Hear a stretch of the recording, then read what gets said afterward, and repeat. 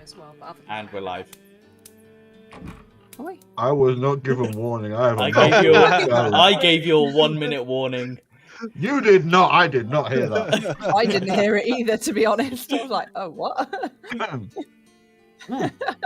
Hi. With a This is unprofessional. You can tell we're really professional. Oh, yeah. Anyway, the scheduling gods have granted us a quick session turnaround, mainly because I'm camping next weekend, so I couldn't do a session then on the normal 2 weeks. So, you know, we'll do one now. Anyway, We're all free. Yeah.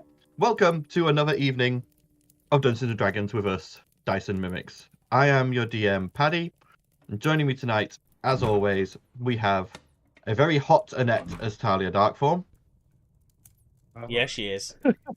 A very hot Ben. He means temperature. Yeah, a very hot Ben as both Valdizian and Dirt. Oh, there he is. A cooler Steph as Vienna. Hello. I just noticed we're both like literally dressed identical. A much cooler Reese as Blossom. Yeah. And an in pain Aaron as Zandal. What's up? May or may not have a broken rib. But that's his dedication. He's still here to play. So, before I do a recap that doesn't have to be too in-depth as it was only a week ago, housekeeping, announcements, blah, blah, blah, blah, blah, blah, blah. So the normal blah, blah, blah, blah, blah, blah is we like to do a shout out to all of the tools, all of the creators, all of the programmers that make this stream possible and do all the tools that we use for our streams. So we like to say thank you for Sirenscape, who do all our music and our ambience. We like to thank DnD Beyond for making character sheets easy with the Beyond 20 plugin. We use Roll20 for our maps, so that's quite easy and quite intuitive. And yeah, keep up the good work, keep doing the good stuff. We wouldn't be here without you. It makes playing D&D and playing TTRPGs fun and not stressful, basically. Yeah. Can you go a bit longer? I've got just one more mouthful. I'd also like to do a big thank you for the food that our DM is currently eating. It takes a little while for him to chew through, so... He's going to run a commentary of him eating food. Whatever it is he's eating. You know, I was listening to a D&D stream on the way home today, and the DM had their players do tongue twisters. I could make you all do that. I could be mean, but I'm a nice DM. I'm fine. I'd be up for tongue twisters. Yeah. Also, But this was they had to take they got one taken out of a bag. They then rolled an intelligence check before they opened it. If they rolled high enough, they were allowed to keep it open in front of them. If they didn't, they were only allowed to glance at it and then put it away and then say it. Yeah, I don't want to play that game. This is plenty. Okay. We're ready. I have also melted down 5 sets of dice that were all rolling ones as offering to the scheduling gods, because they have allowed us to have 2 sessions in 2 weeks. So just a thank you to the scheduling gods that are up there. For now. There. For now. For now, they'll hit us with some kind of surprise soon. I'm sure. It'll be like 2 months without session. But yeah. Probably. Yeah, because I could be We're getting potentially into peak grading season. We'll be fine. Yeah. No, it's fine, Steph. When you're moving house, we're all going to come and help you with the house. We're all gonna, like, I'm going to get your internet set up first and then stream from your We're house. going to stream from your house. Yes. I'm going to bring like 30 cameras. Literally, what we're gonna do? Down. I'm gonna plan a session where like you get split into twos, and when 1-2's playing, everyone else has to go and do something in your house Like And- paint or and yeah. paint or put carpet down, and then Tiles, they yeah. come do. Don't get us to put your carpet down. I'll be the only one who has to do Shut no up. manual labor. Come on, let's play. Yes, Anyhow, right. I'll we're actually here. come Let back us into the later. session actually dressed as Zandal because I'll be covered in stuff. Yeah. Come on. So, to jump into a brief recap. The party, having returned to Maham, were summoned to meet Barras. They updated him on what had happened within the Drake Crags themselves and how they had managed to gain the dimensional tether from Umbra Blade, and it was currently securely locked in the vault under the Jigging Jester. Barras and Ragnavale then updated them on what had been happening whilst they had been out of communication for a week, 2 weeks-ish, depending on probably about 3 weeks with the sailing to Zinabazab as well. Updated them on what had been happening in and around the areas they know of. The rising of new cults in Reforp, the explosion of the towering crystal tower city of Ingbrook and its releasing of all the undead from within, the losing connection with Fogledon and the Ghostlight Woods changing from merely misty and bewitching to dark and necrotic. How only one survivor so far has been found in Wilma. No, not Wilma. Sorry, Inala. Get my gnomes right. Inala Jinklank, who is currently unconscious and being held in the Iron Bastion. Ragnavale updated them on the research he's been doing on what the Faceless would likely have to do with these gems to break them, and how such a ritual would likely be very showy and very long, so they would either have to have a very well-defended location or somewhere with a planar tear that they could use to speed up the process. The party then touched in with Wilma, where Wilma was a wreck after losing the two cities most important to her after her home city of Maham, and thrust 2 items into the hands of Val and Urt before collapsing unconscious. She was then taken to the Jigging Jester to recover. The party then had a meeting with Gunter to catch up on what he had been doing, and he filled them in on how they've rooted out most of the Faceless spies in Maham. They've started investigating where Faceless regions and Faceless camps and bases might be, and have located a few that are close by and a couple that they're suspicious of but aren't certain of yet. All of this going on, Zandal was given a wedding present from Nut in the form of a automaton building machine, which Zandal immediately made use of to begin building an army. An army that won't move without, Power source. power. Source. Yeah, power source, which he currently does not have. So currently they're just really cool looking statues. I've made a terracotta army. Yeah, Out of metal. basically. Zandal then decided that he needed to also go and deal with the petrification of his brother and Miss Polly back in Riverrun. He had been gifted teleportation scrolls to do this, and he used one with Finri to go there. Upon arriving, he was able to unpetrify both Miss Polly and his brother, but learned that his father had locked himself up in the mansion and wasn't allowing anyone else entrance. A bit suspicious, but possibly Zandal just thought it was his father being stubborn. Upon entering the mansion with his brother, however, after depetrifying him, he immediately sensed something was wrong, and rushing to his father's study, found him in the middle of a ritual circle made of multiple eyes of Haslick. It was at this moment Haslick admitted that when Xandal had passed through a gate spell cast by Vienna using her Fey magic. Xandal had not passed through immediately. He had in fact spent a year in the Winter Court in the Feywild, possessed by Haslik, to wait to receive the unraveling. Haslik, having this unraveling, had devised a ritual, and it required life force from a tether outside of his dread domain.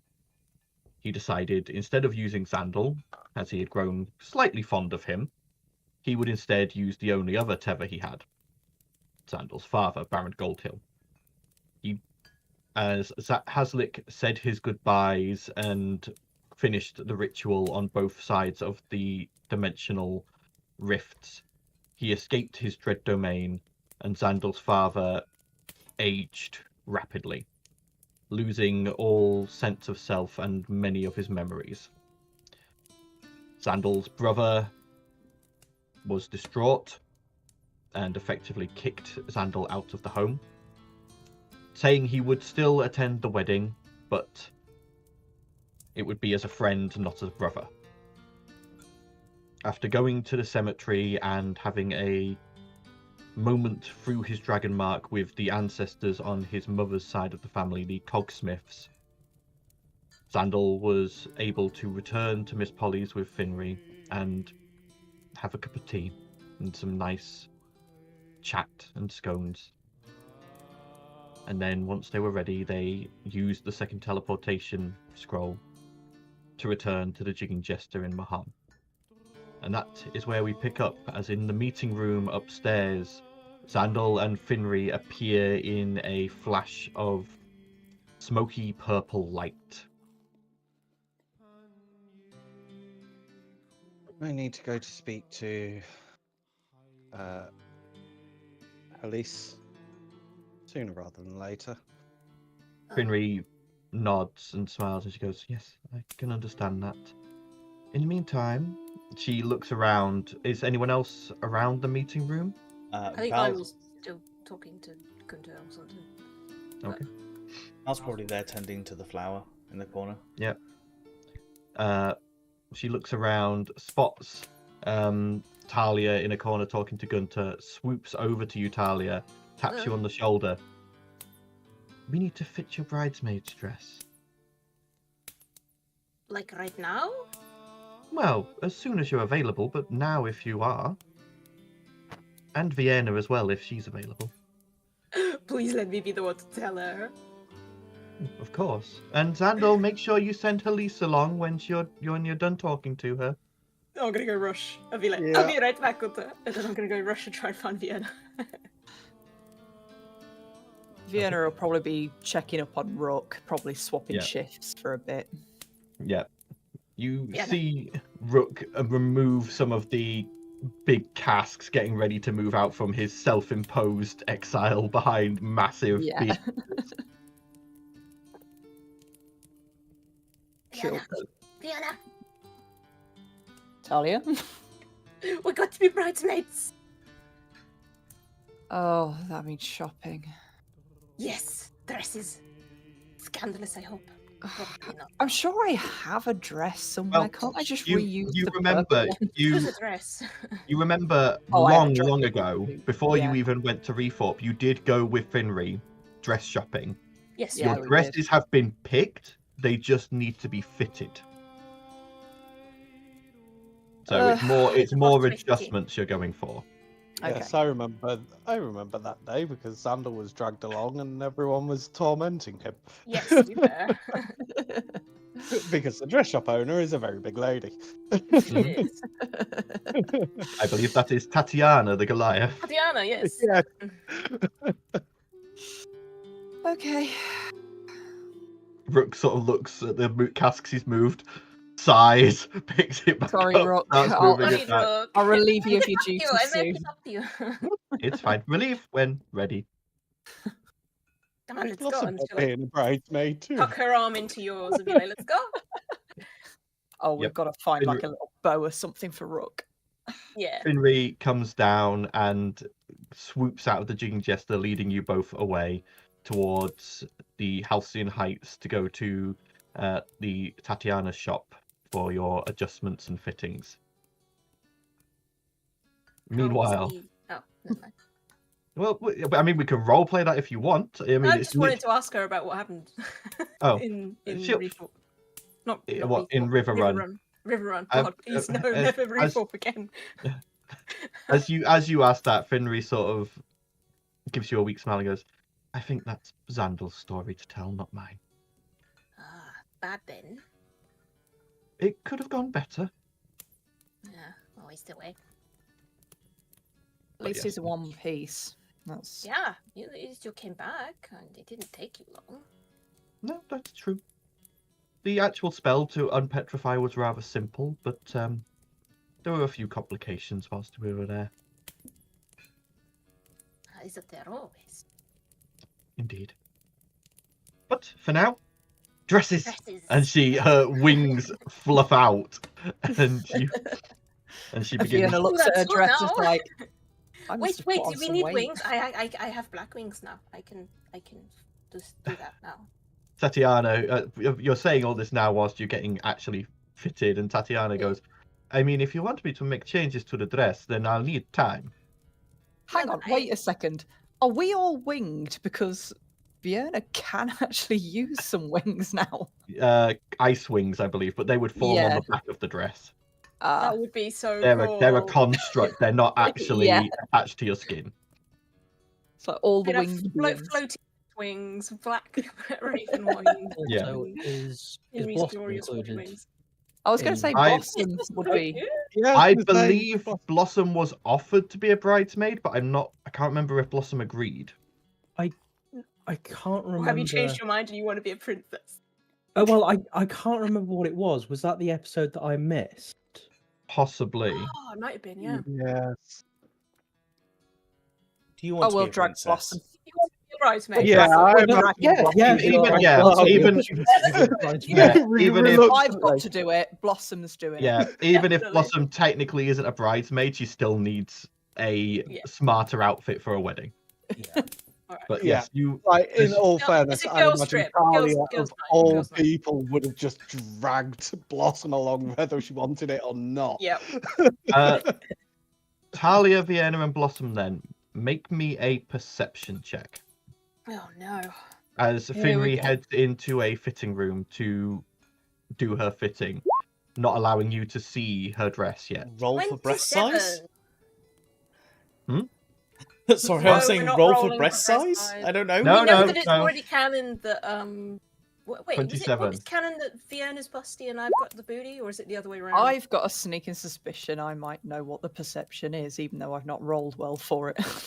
Okay, so Blossom and Talia, you notice this as you see a small green-skinned kobold with a mechanical arm There we go. sneak into the fitting room as the door closes, carrying a bundle on his back. Tatiana, Yes, dear. do you have a kobold in your employ? What? The green one?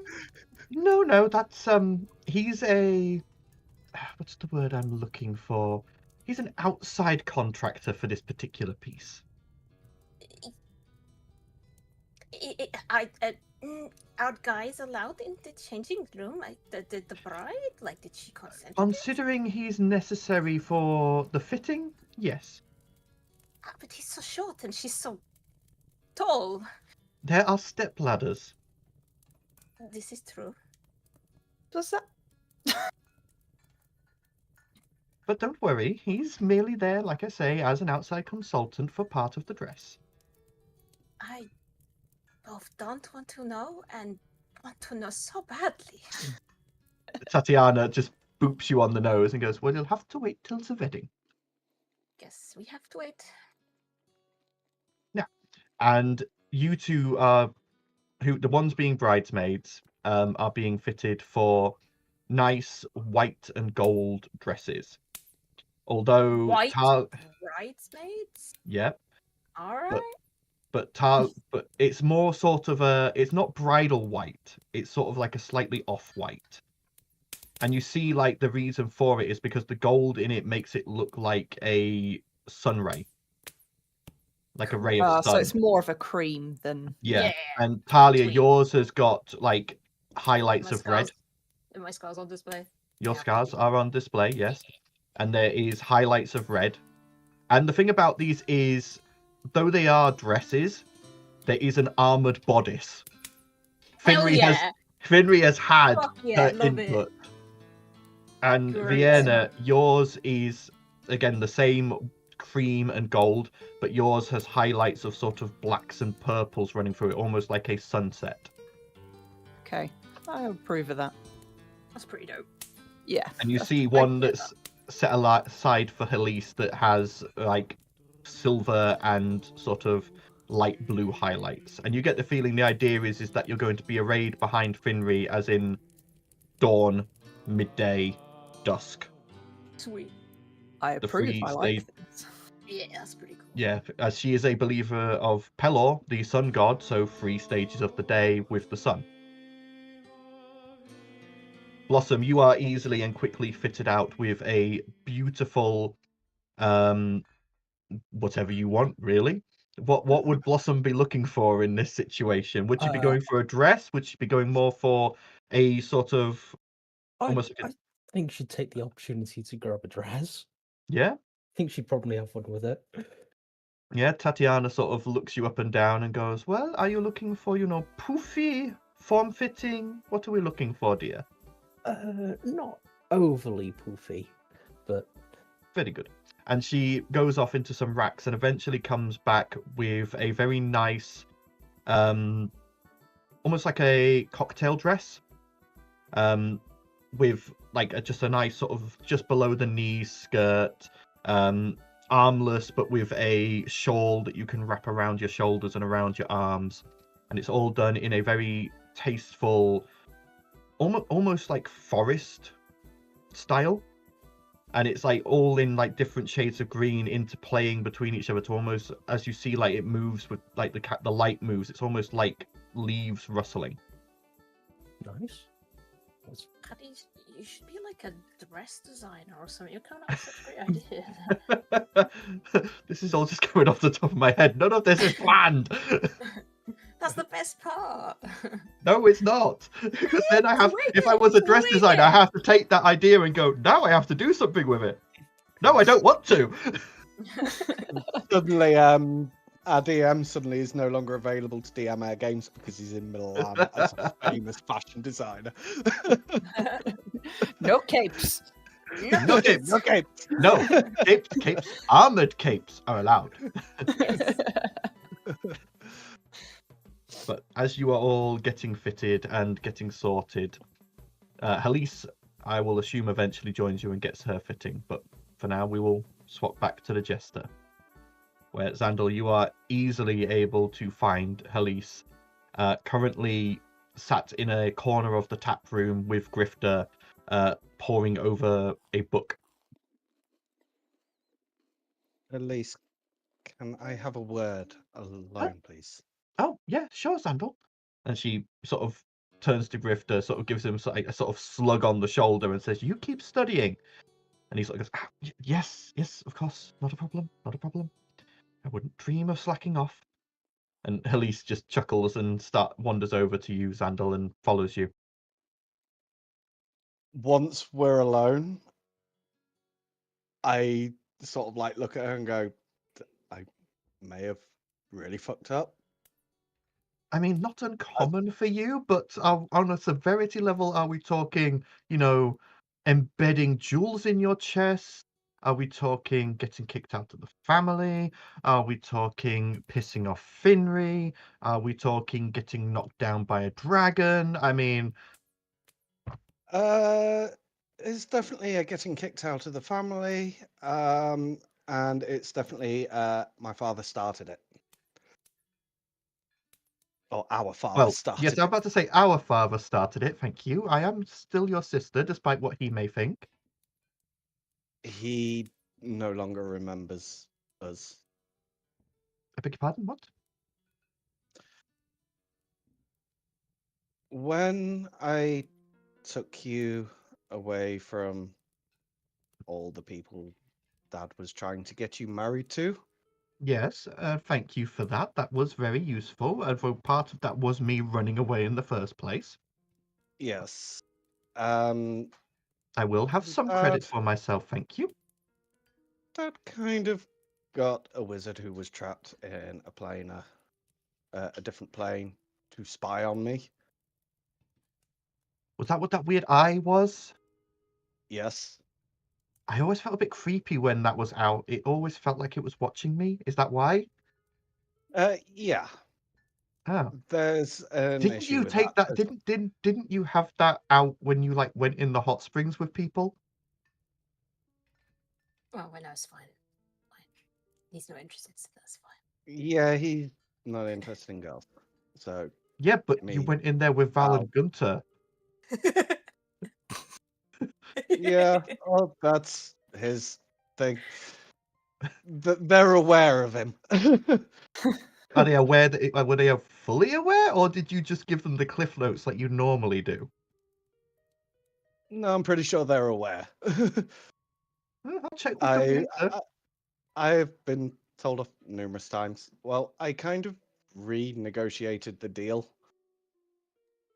with that wizard, and I have apparently missed a birthday, and the wizard saged our father to the point where he no longer remembers us.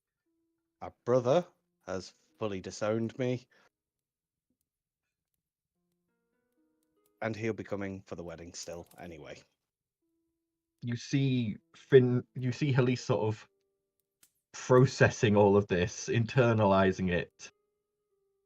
And your carefully honed brother senses do notice her hand twitch towards one of her more common dagger hiding places. It doesn't go for it yet, but it does twitch in that direction.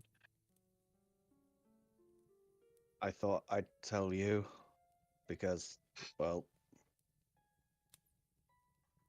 obviously you need to know. And I'm sorry if you want to hate me like Arvin does, then I fully understand. You are lucky, Xandal, that I have spent so much time around your friends. Though part of the blame lands on you, most of it lands on Father and this wizard. Yeah. I Thus, did try to stop it, but it didn't work. Thus, unlike our brother who is an idiot, Yes. I will not be too mad with you. I will say I am disappointed, not angry, just disappointed. Somehow that stings more. I figured it would. It's how Mother used to get you to behave, from what I've heard. Yes. But Speaking of Mother, don't tell me you did something stupid there too. I was just starting to get over this whole thing and was going to forgive you slightly. I sat, after everything that went on, I sat at Mum's grave, and the other mark, the dragon mark, came to life. I actually got to speak with her. Oh. Okay, not as bad as I was expecting.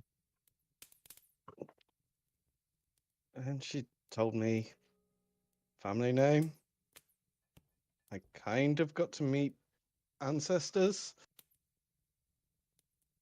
And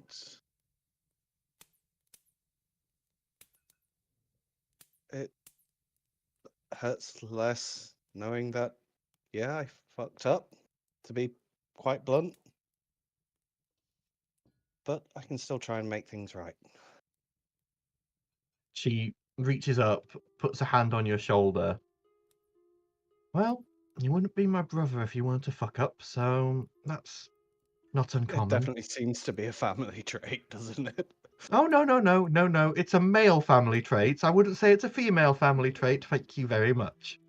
How many times have you hidden in that river and almost got swept away? A few, but that wasn't a fuck up. That was just a poorly executed plan. Due to lack of That's a skill. fuck up. Due to a lack of skill. How many of your experiments have you blown up despite having the skill for them, Xandal? That's called technical errors. Indeed. And since getting my training, how many times have I been swept away by a river? None. How many times have you been near a river? Quite a few. You haven't been around all the time. I've gone exploring in the countryside. Yeah. I'll let you off. Thank you very much. I have my own life. Now, did you have anything else to tell me? Yeah, Finry needs to meet you at the dress shop. All right. I'll go let Grifter know. Oh, and Xandal. Yes. She knees you in the balls. You know what? I'm not even gonna try and resist that. I cry. Oh, she hit. I rolled to hit. She hit. She hit. She knees you in the balls and just leans down and goes, "Try not to fuck up your wedding." And then she goes off back over to Grifter. Okay. Gunter is led against the wall and goes, "That was painful to watch. But I'm very Yes. glad it was not me."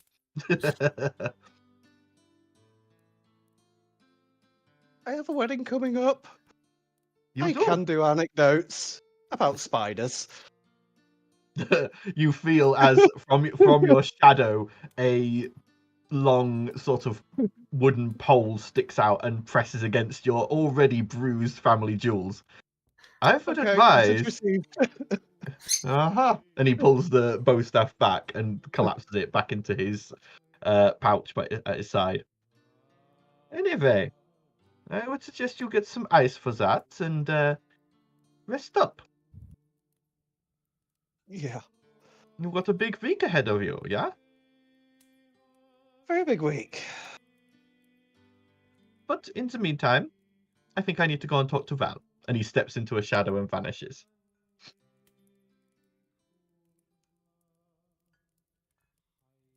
I lay there for a moment and just sort of like Why am compose. I nervous? I don't like the look on my husband's face right now.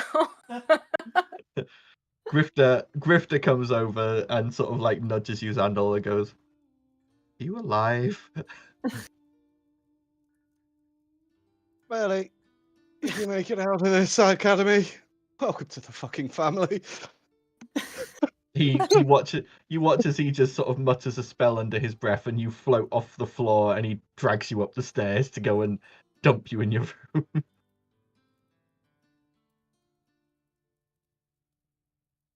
Okay. The dress fitting goes off without a hitch, and the ladies eventually return to the jester. You all share an evening meal, and you are now free to do as you wish. I will replace Rook because I'm Yep. aware that he's been there for quite some time. Rook moves the casks, steps out, allows you to take his place on the seat, and then moves the casks back, locking you in within that area with only a small window to see out and up the stairs. I was just going to say, can I keep her company? Yeah, you can both be in there with chairs. But for the rest of you, you are able to go about your evenings, enjoy any pastimes you may have, plot any plots, and you all complete a long rest. Wee. Long rest. Cool. The Yeah. next morning dawns, and Vienna, you hear the door to the Jigging Jester open, and a rush of cold wind blasts in as you hear pattering footsteps. And then right in front of that little hole, you see a tiny frost-covered creature vibrating in place, looking at you. Winter night, winter night, winter night, and they hold out a scroll. Okay. You And nearly got shot with an eldritch blast, but thank you. you recognize this quickling as one you had summoned while sailing to Zinabazab to send Yes. to the Netters to deliver a letter. It has obviously been trying to track you down with a return letter. Probably you sort of look at it and you see it like covered in scratches and like different like signs of wear and tear and travel. And you get the feeling it probably almost got to you in the Drake Crags, and then you teleported back to Mar. It's one of those like, oh shit. I'm so sorry. But it then sort of nods and wearily vanishes in a flurry of snowflakes. I will sit and read the letter. Opening the letter, you see it's done in the form of a full report from the head of the Netters. Oh, And that's going to need some processing. And it details their journey and how things went, how they lost a couple of members to bandits or beasts on the way, but otherwise the journey was uneventful. How they got to Minas Pingoli, and they had let you know before they'd gotten there and had set up in the Undercity. Yeah. You'd heard from your mother that they were doing well. Yeah. But now this is a fully itemized report, and you see like they have started effectively a drug trade with the people above. They found a machine in these labs that allows them to synthesize mushrooms effectively, like really, really quickly. And Okay, that's based on they don't know how it works and they can't replicate it, but they've been able to take a very, very rare mushroom from the Underdark called a witch cap, which is a glowing mushroom that when you dry it out and powder it makes a very, very potent hallucinogenic drug. And normally it's used at, nobles' parties very sparingly. Little bits are put in people's drinks to makes the drinks glitter and glow. And it makes people have these, like I say, very mild hallucinations normally because it's so watered down. But the Netters have been able to make a glut of it because of this machine. And they have been flooding the city above with this drug because the people in Minas Pingoli are so desperate to escape the drudgery of their everyday lives after the towers have fallen. And they basically report like the city's almost in civil war. Like the common and the nobles were already at each other's throats when you visited. With the fall of the towers and the collapse of walls and loss of figureheads in Lady Alauva and whoever headed the Ebony Tower, the city has lost most of its leadership. The poor are uprising, the rich are trying to stamp them out with mercenaries. So there is ample room for the Netters to move in and make quite a hefty profit. And they are doing. As well as that, there's details on a report of the beginnings of a tunnel that will hopefully lead into the Underdark to form a tradeway between this Netter stronghold and Naveen. However, they are still exploring the local Underdark and checking A, if it's safe, and B, if there is an actual route. As you know, travel in the Underdark is sketchy at the best of times. But overall, it looks like the Netters are absolutely raking it in. They're having a great time. What have I done? Good news?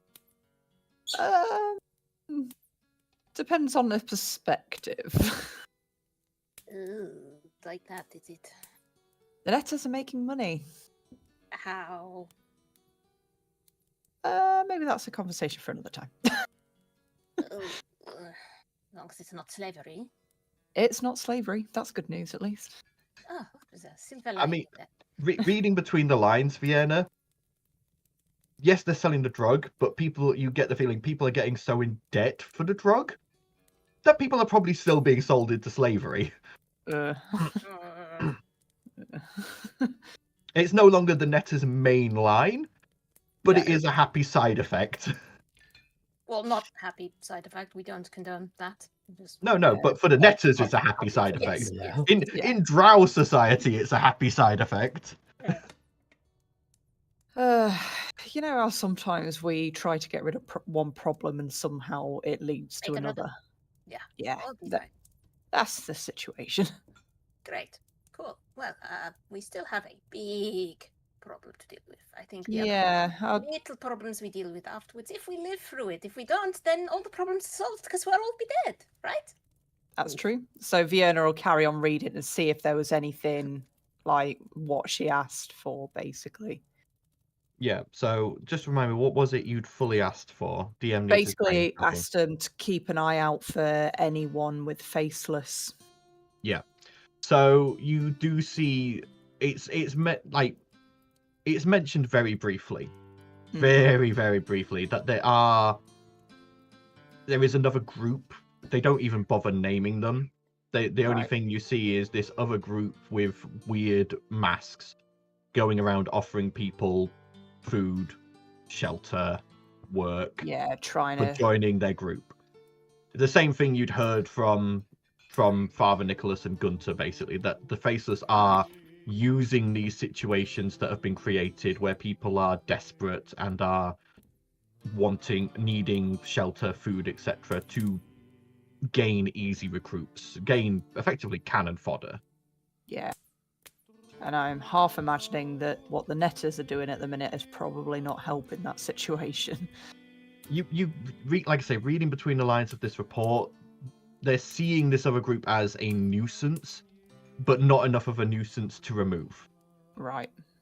It's not something that's really interfering with business, so it's not something that's necessary to deal with. Yeah. So she'll probably report that to Talia and just say, yeah, it looks like the Faceless might be there trying to get recruits. That's their MO. They, use people's vulnerabilities and take advantage of them because they're scum. Mm.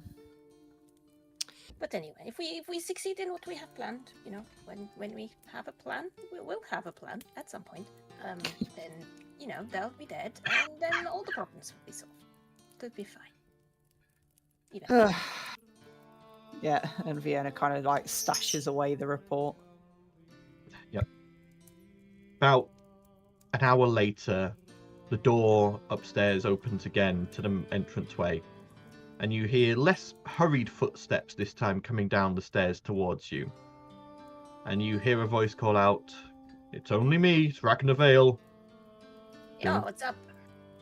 And comes down, looks at the kegs, looks through the hole, goes, Hello. I'll just Hello. wave through the hole. "Good morning." Morning. You see he looks a lot better. He's obviously had an actual proper meditation session now. Had a nice nap. I managed to get a full 6 hours of meditation, a bit more than I usually need, but it worked out nicely. It is good. I was coming to begin seeing what I can do to help fortify the defenses on this vault, although I think I've done most of what I can do, but maybe I can start doing something with this hallway. You see he's looking around at the brickwork and obviously sizing up where he could possibly lay various magical traps and so on. Good idea. Mm. Oh, traps. That's a good plan. I should put some traps Um, down too. I've also been sent by Baras to let you know he's organized for you to visit Inala. Good. The Warden of the Iron Bastion will be expecting you and will escort you to the correct cell. Awesome. Hopefully I can glean something useful. I take it shall we all go make sure you don't get gooped again? Gooped? Mm. Oh, yeah, she did. She did do that. Mm, Didn't she? she Well, is- she's not going to be getting anything from me. I'm taking something from her. No more. She's not getting any blood from me again. And she is technically a prisoner. She has no Yeah. lab or anything. That's true. I wouldn't mind the company though. If I can't think of any questions, and then you can, Step in. yeah, let's see.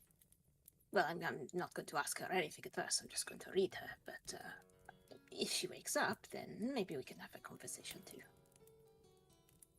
Could you get Rook to take over for us so that we can, go? He sort of looks at you and just goes, "One moment," and he mutters something and casts a spell.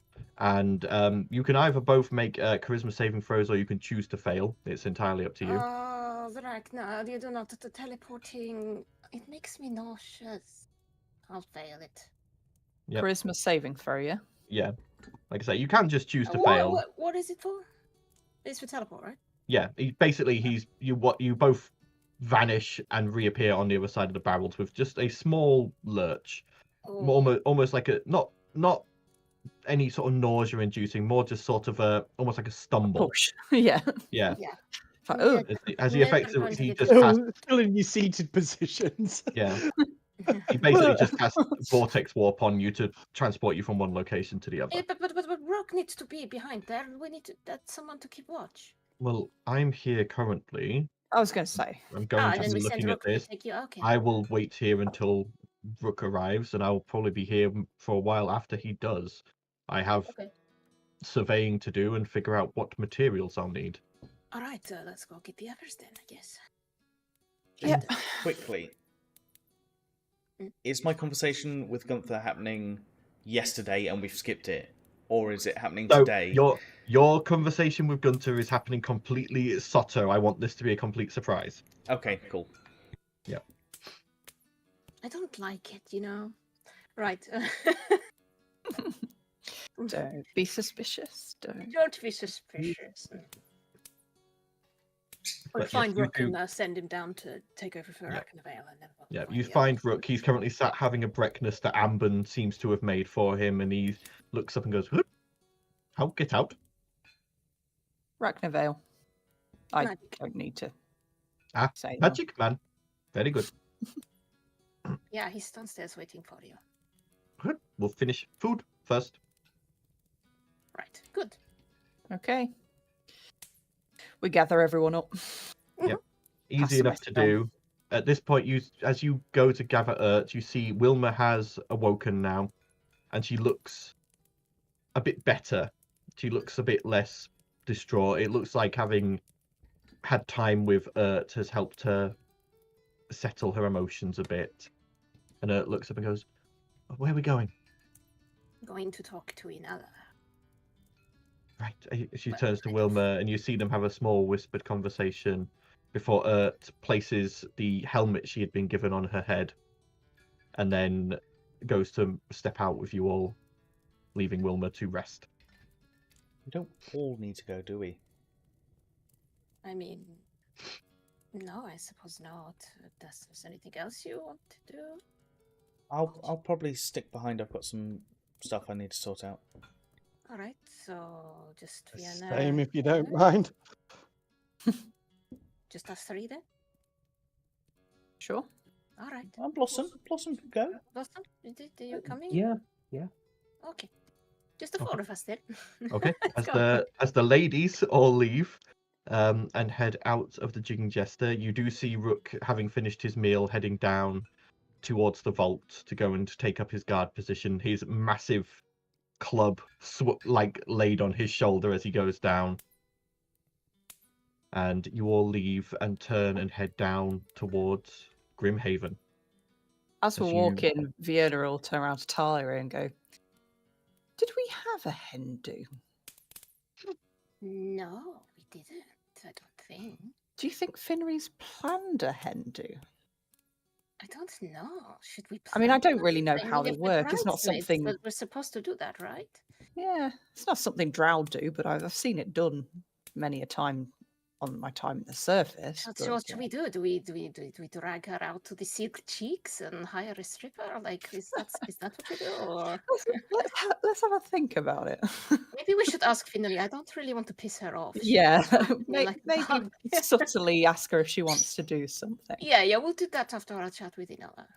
I love how canonically she is the scariest person in all of the world. Yes, nobody wants to fuck with him, Even the Drow knows to watch her step. Yeah.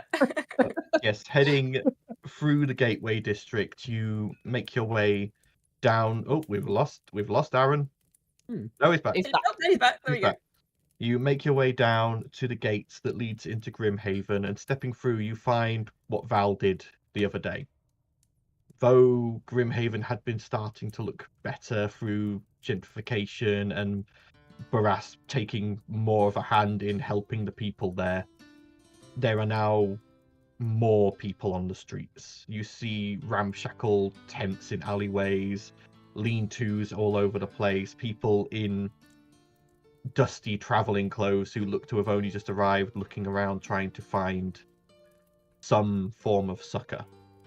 And you see the monks from the almshouse wandering around, giving out food or blankets where they can, as the number of refugees flowing into Maham increases. But you, Only going to get worse before it gets better. Unfortunately. Side effect of war, I'm afraid. Yep. as you head down the streets, you eventually come to the imposing edifice of the Iron Bastion, also known as the Blasted Bastille. This black iron building.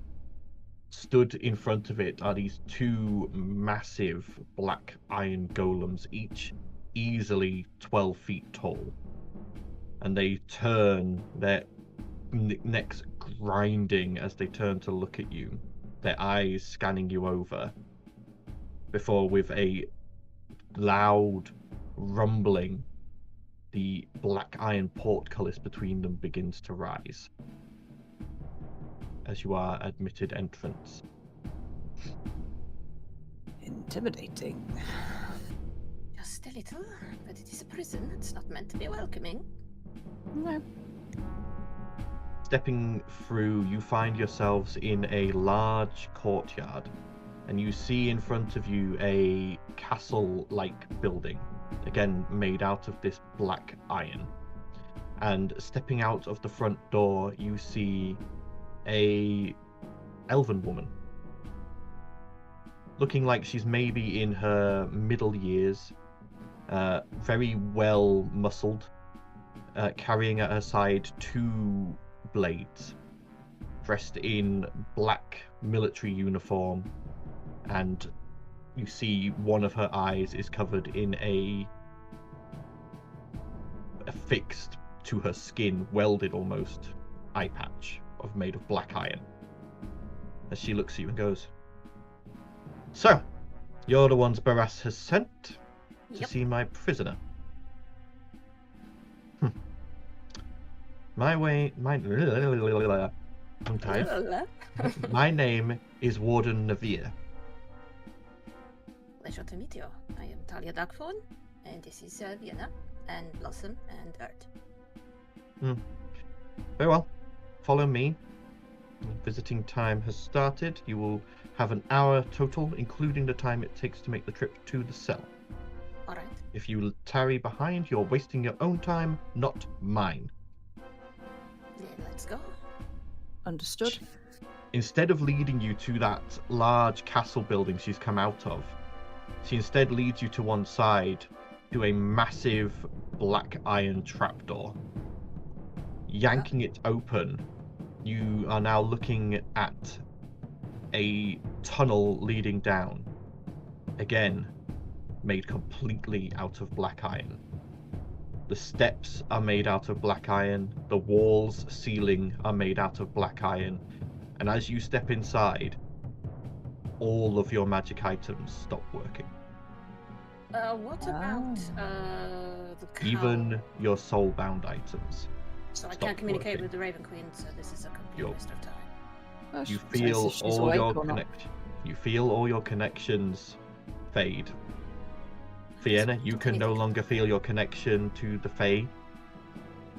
It's okay. Loses So her I connection. can't read her threads. The whole I was right. This entire thing counted on me reading her threads, and I can't do You that. don't know whether it's something that can be turned off at certain cells, but you just know currently, stepping into the depths of this prison, whatever this black iron is, or however it's been enchanted, you have been completely severed, A, from all forms of magic, and B, from all forms of outside interference.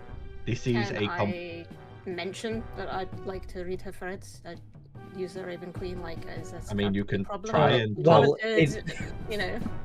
Hang on. In hold that a thought. very not subtle way, a couple of long swords and a dagger do fall out of my sleeves as my Oh, your sleeves. my things of story just turn off. Whoops. Warden Navia turns as she hears the clatter. I forgot about them. Please do tidy up after yourself quickly. I'll wait outside. All right. Gather them up. Let's Store not them tally. back. Let's not tally. Warden Navia goes to turn to begin continue leading you on. You can try and talk to her as she walks if you want. So I need. Is there a way to turn the thing off? Like, is there like a special permission or something? Because I really wanted to like use my gifts as chosen of the Raven Queen to read her fate, so I could not have to talk to her and just know shit. I will share any information I know. The warden Dean. turns and looks at you briefly, not stopping walking. She's walking whilst looking at you. She's walking and talking. I'm following, yes. Yeah, and she looks at you and goes, "The effect can be suppressed if I so will it, but I will decide whether it is worth it when we get there. I am not Right. risking the safety of my prison for a spurious questioning."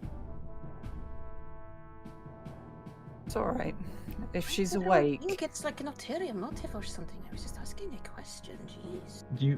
You get the feeling that this woman takes her job very seriously. Yeah. Very, very seriously. And in your time in Maham, you both would have heard, you all would have heard, there has never been escape from the blasted Bastille whilst the current warden was in office.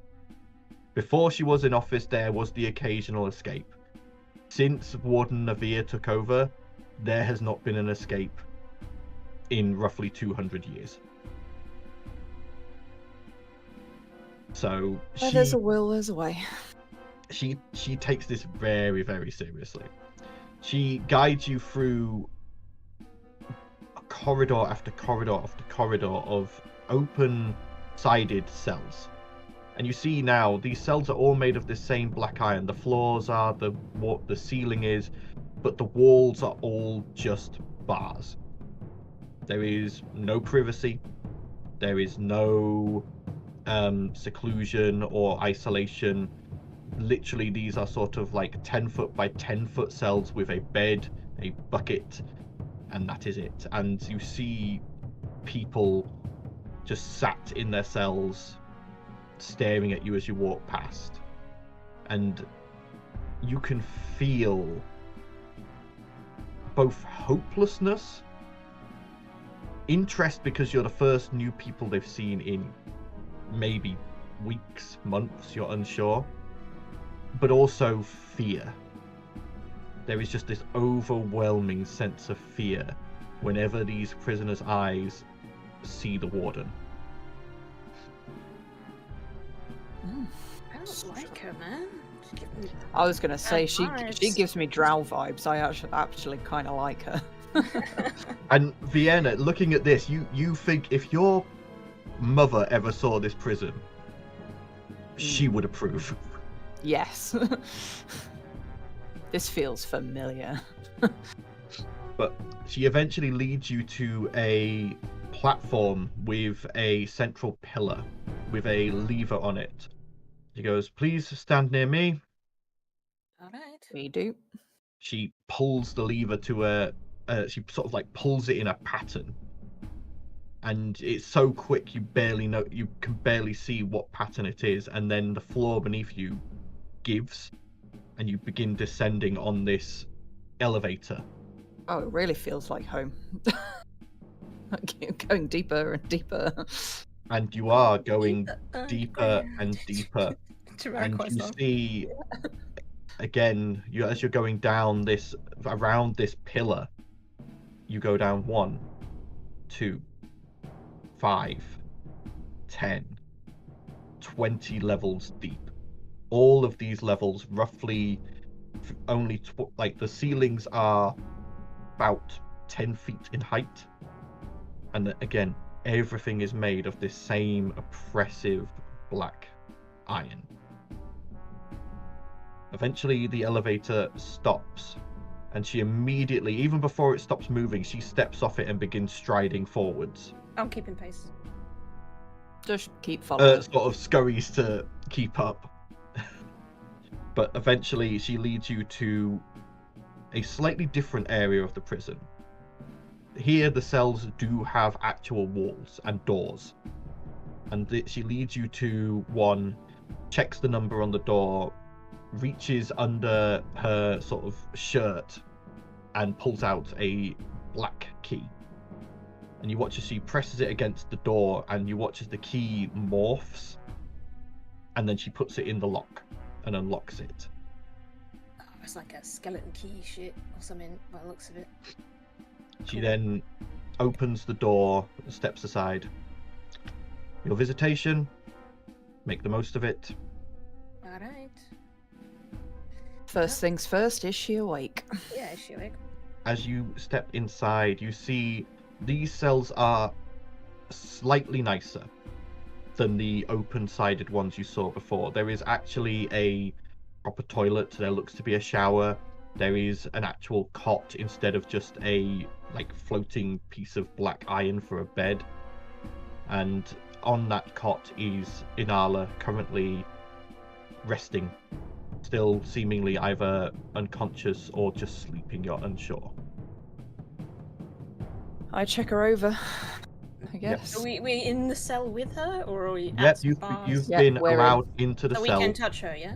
Yeah, you can touch her, Alright. but you still don't feel any connection to any magics currently. Ah. I mean, she might just talk, like...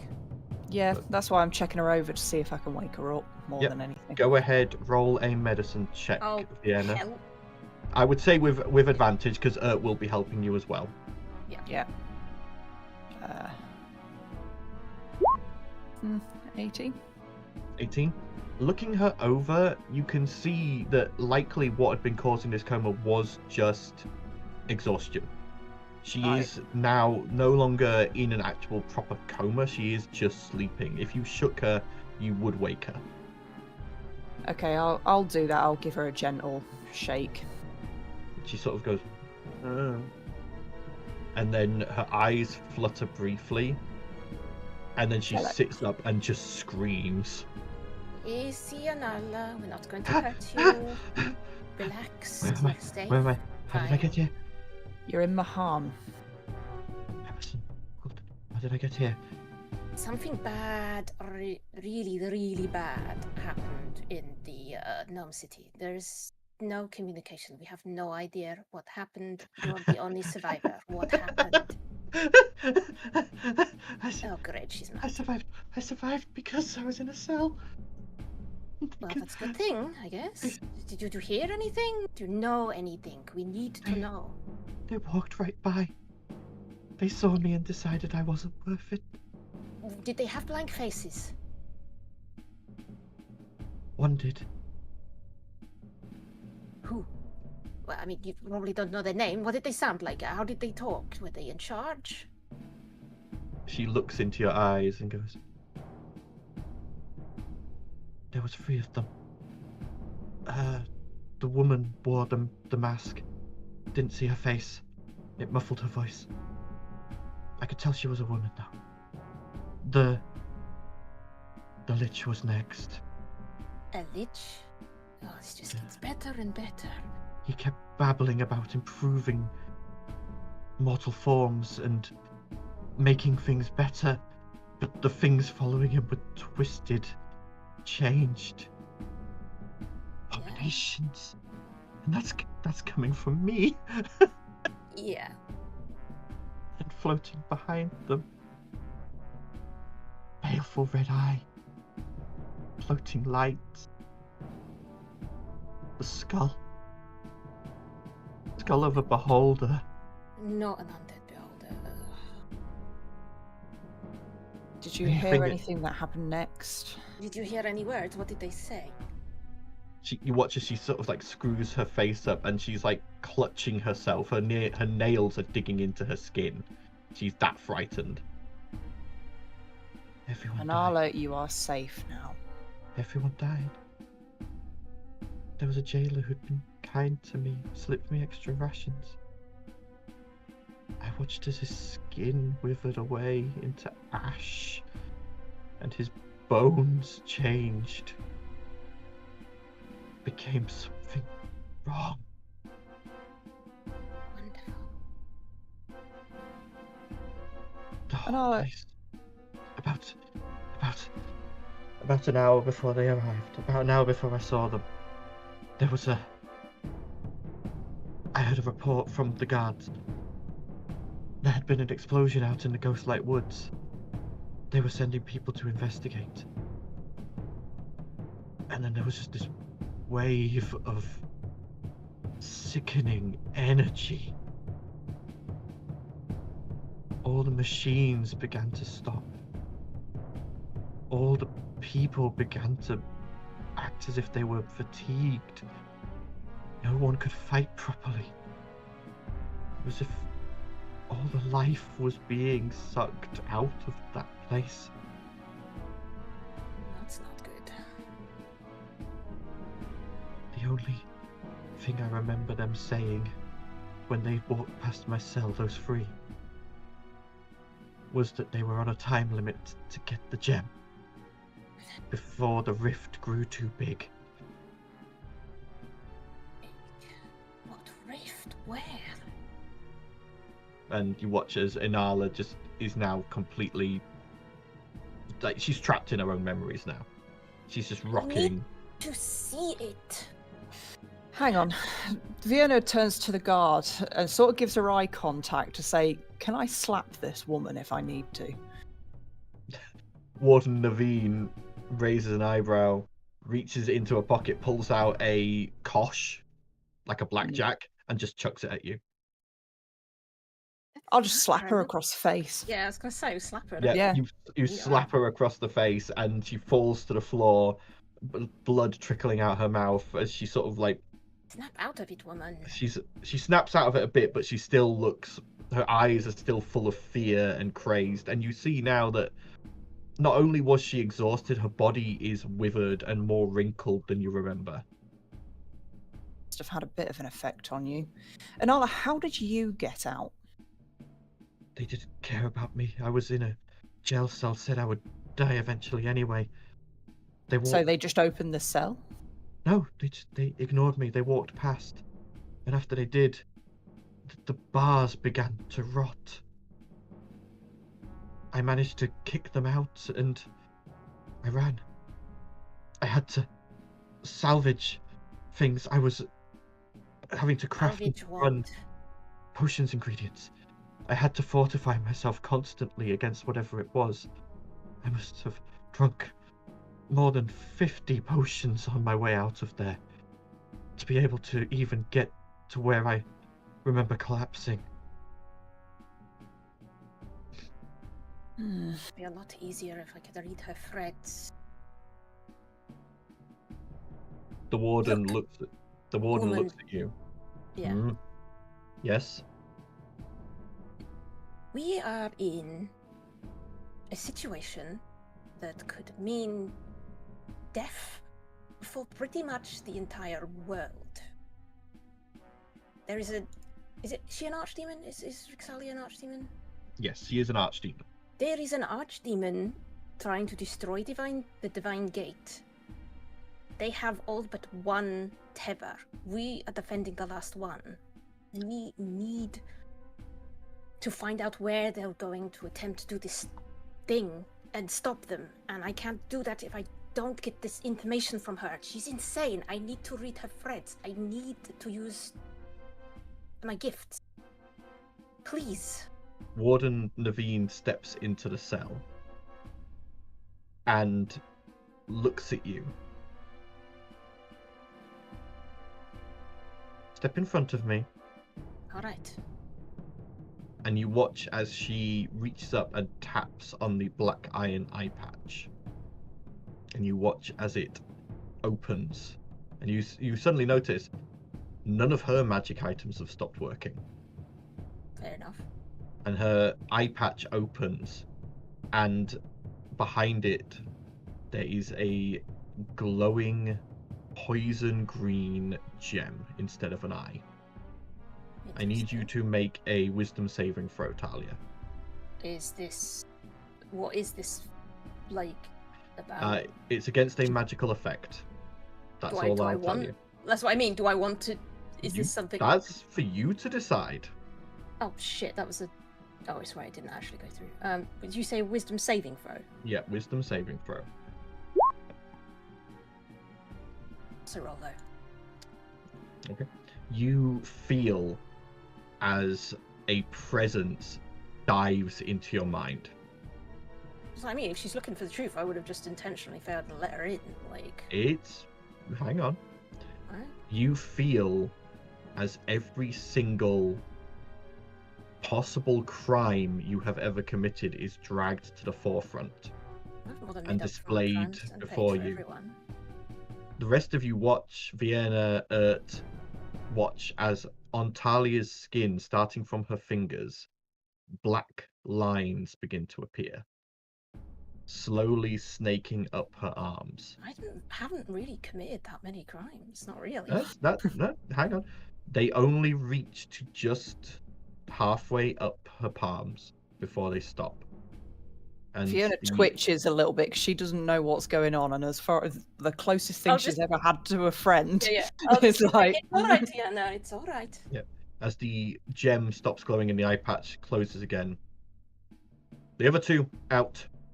I will turn off the suppression for you for 5 minutes. That's all I need. You are responsible for the prisoner.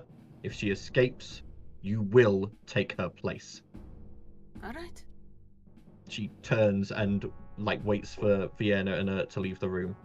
Yeah, but Vienna will stand outside just to make sure, doubly sure that she doesn't escape. Warden Naveen steps out with you, slams the door shut, locking it again.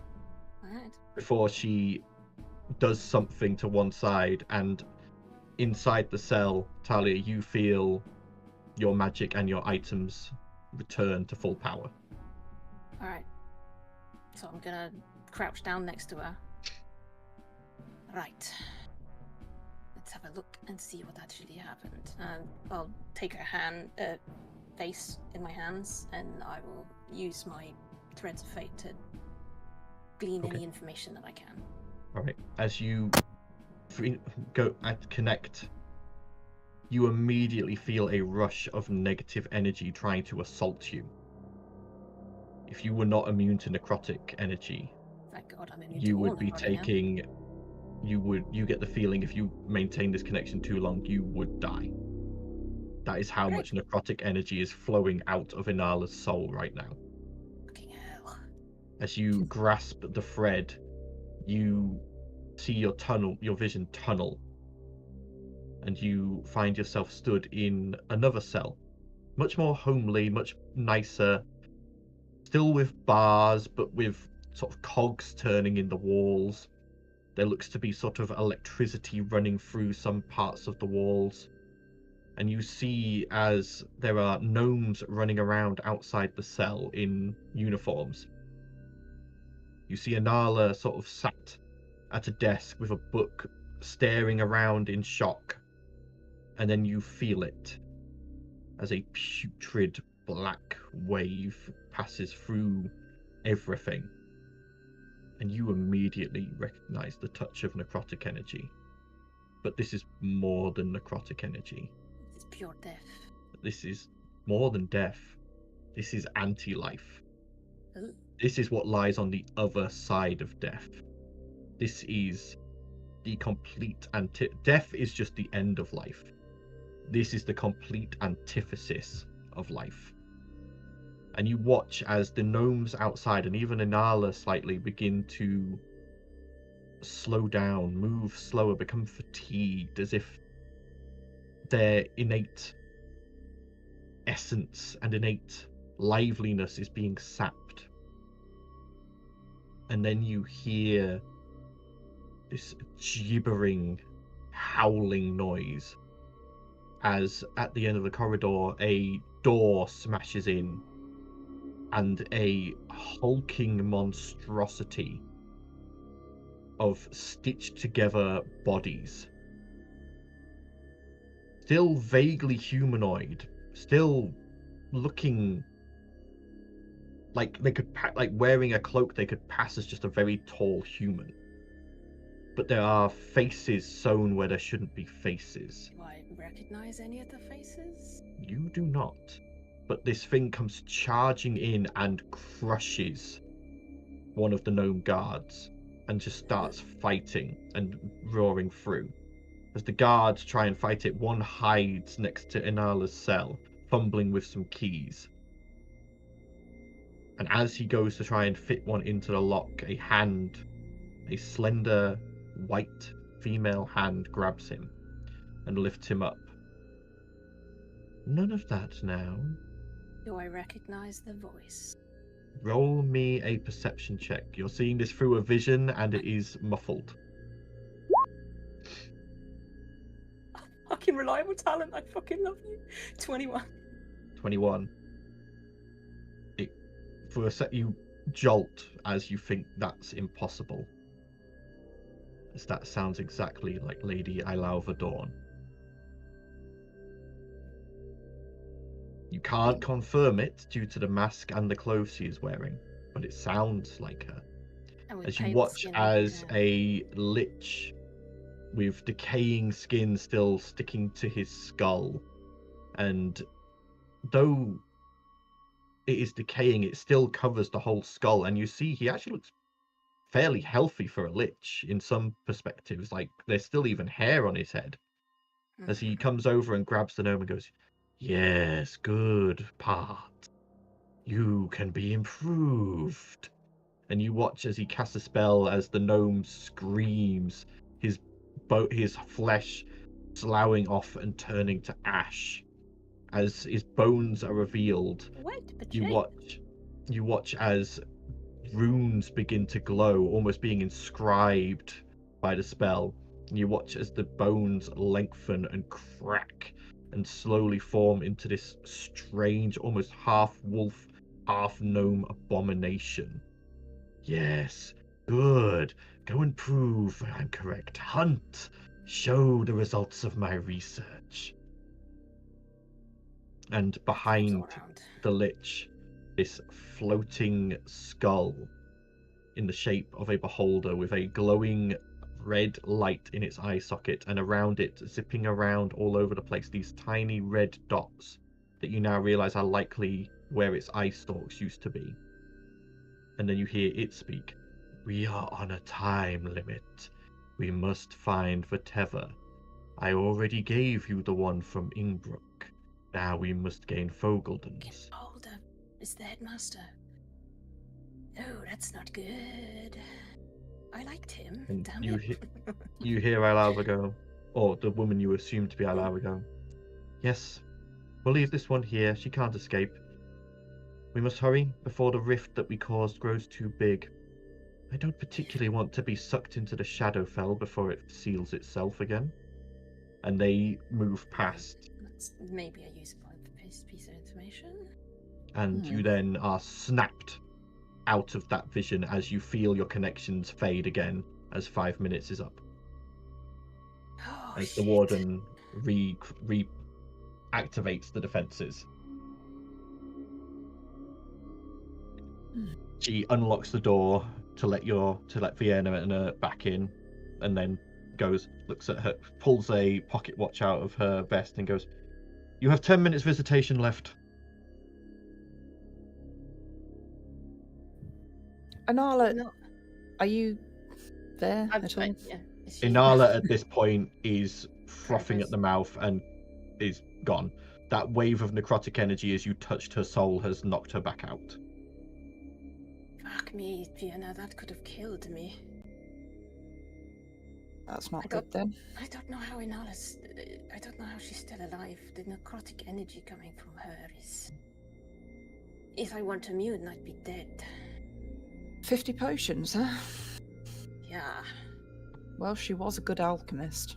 You remember that really nice beholder? At Imbrook. Yeah. Yeah, he's undead. Probably. I mean, I'm assuming it's him. Yeah, they have the gem from Ingbrook. You Knew do that remember. already, didn't we? Yeah, you do remember Is it- you had received a sending Yeah, from. it'd fallen, but I don't think I. Yeah, yeah, understood it the was scope. from Razag, the pretend High Master, who had informed you that the true High Master had become Become a- an eye tyrant. I tire, that's it. Yeah, so he was there. Someone. So it wasn't who- actually the nice one. The nice one contacted us. No, I guess Razag, both Razag, Razag and the beholder was nice when he was before. Razag was the gift. Gifserai. Right. He was the Gifserai who was the Beholder's student and pretended Yeah. to be the High Master in the He Beholder's was like place. the front man for him. Right. Because people would be a bit uneasy having a beholder for a headmaster. Right. The Beholder was the Yeah. one who was hiding in the form of a Wilma. Right. We can discuss. We need to get back. We need to talk to the others. Alright. I need to tell them what I've learned. We don't have time. Inala is Gone. Okay. going to die probably. You should probably give her some healing potions if you want to keep your prisoner alive. She's really corrupted with necrotic energy. She's probably going to die. You watch as Warden Navir, just as you leave, just slams Wasn't the door me. I shut. want to clarify. Just slams the door shut, locks it. You watch as she taps one of her swords against it, and you barely see through the gap in the door as some of the iron morphs and comes alive into the form of a small, almost like tiny golem that picks Inala up and puts her back in the cot before melding back into the iron. She will be fine. Right, come. Let's go. Need to get you out of my prison, and I can go back to my Yes. paperwork. Yeah. Fiona hands her back the thing she threw over. She guides you all out back to that elevator, again putting in a seemingly random sequence of pulls to activate it, and you raise back up the 20 levels before she guides you through the maze of cages back to that set of stairs that leads up. And as you exit the trapdoor, you feel all your magic and connections return as you find Blossom sort of just doodling in the dirt with one of her claws.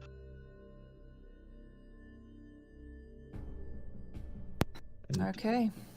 We need to get back to the others. the warden looks at you all and goes, "Visitation time up. Please leave by the main gate.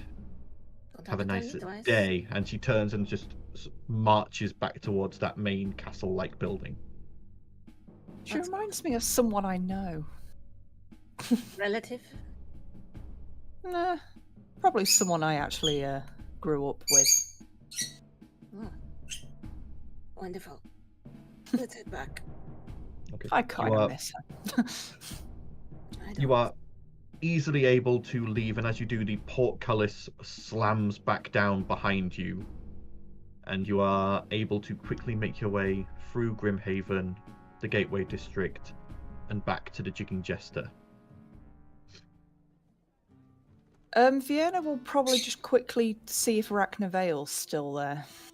Yep, as you go down the stairs, you do find Vale currently, like in the time you've been gone, he's been using chalk, and the corridor leading about halfway up the stairs is just covered in runes and sigils and all sorts of like arcane formulas as he's planning where he's going to cast spells, how he's going to cast spells, how they're going to interact.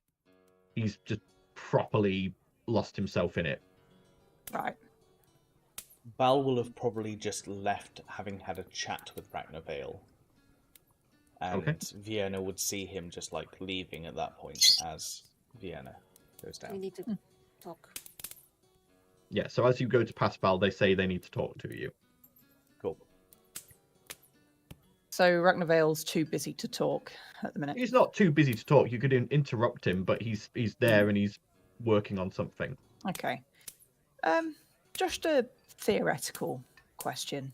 Ragnar. Yes. Oh, hello, Vienna. How can I help? These rifts. Is there a way of making them bigger?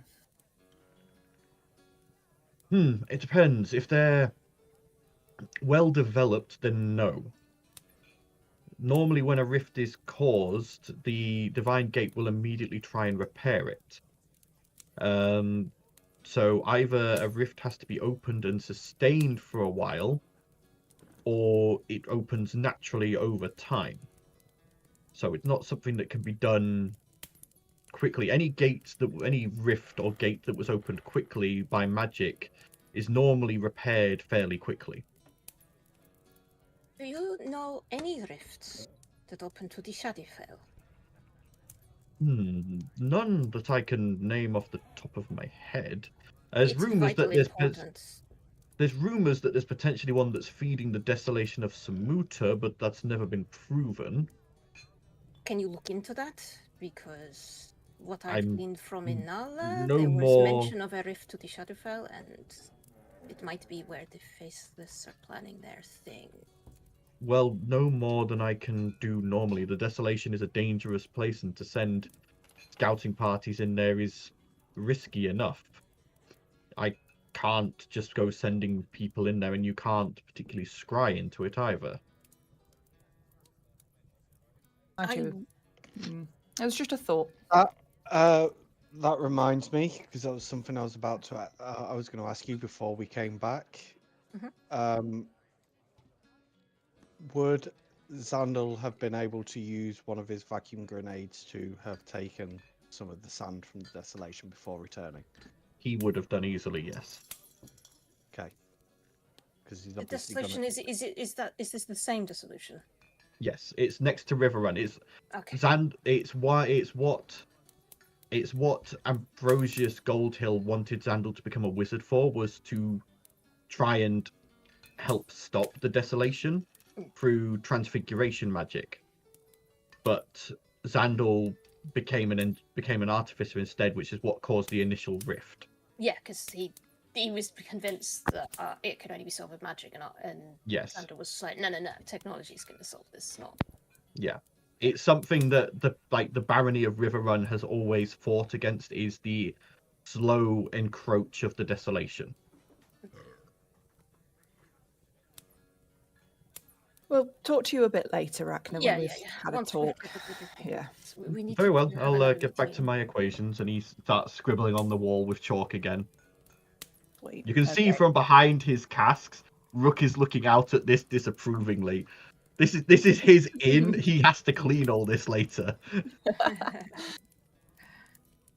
So we call a meeting. Gunter and Yeah. everyone is in on it.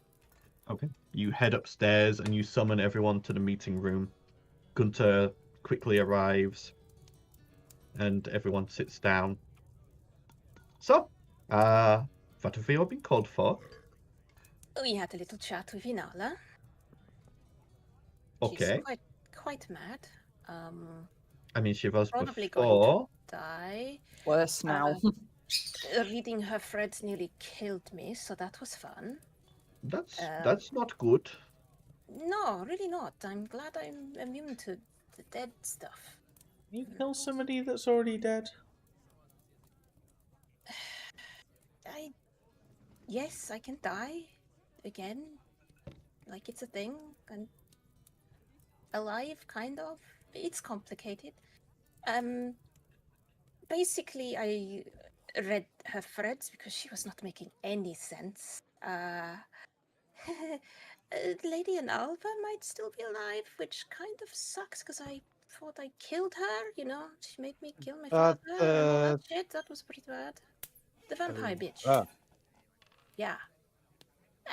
She sounded a lot like her, and she had like a pale hand, but I didn't see her face. But The vampire just bitch know that it's Xandor her. played keep away with the heart that she needed. yes, you know, the one where I had to kill my father. That bitch.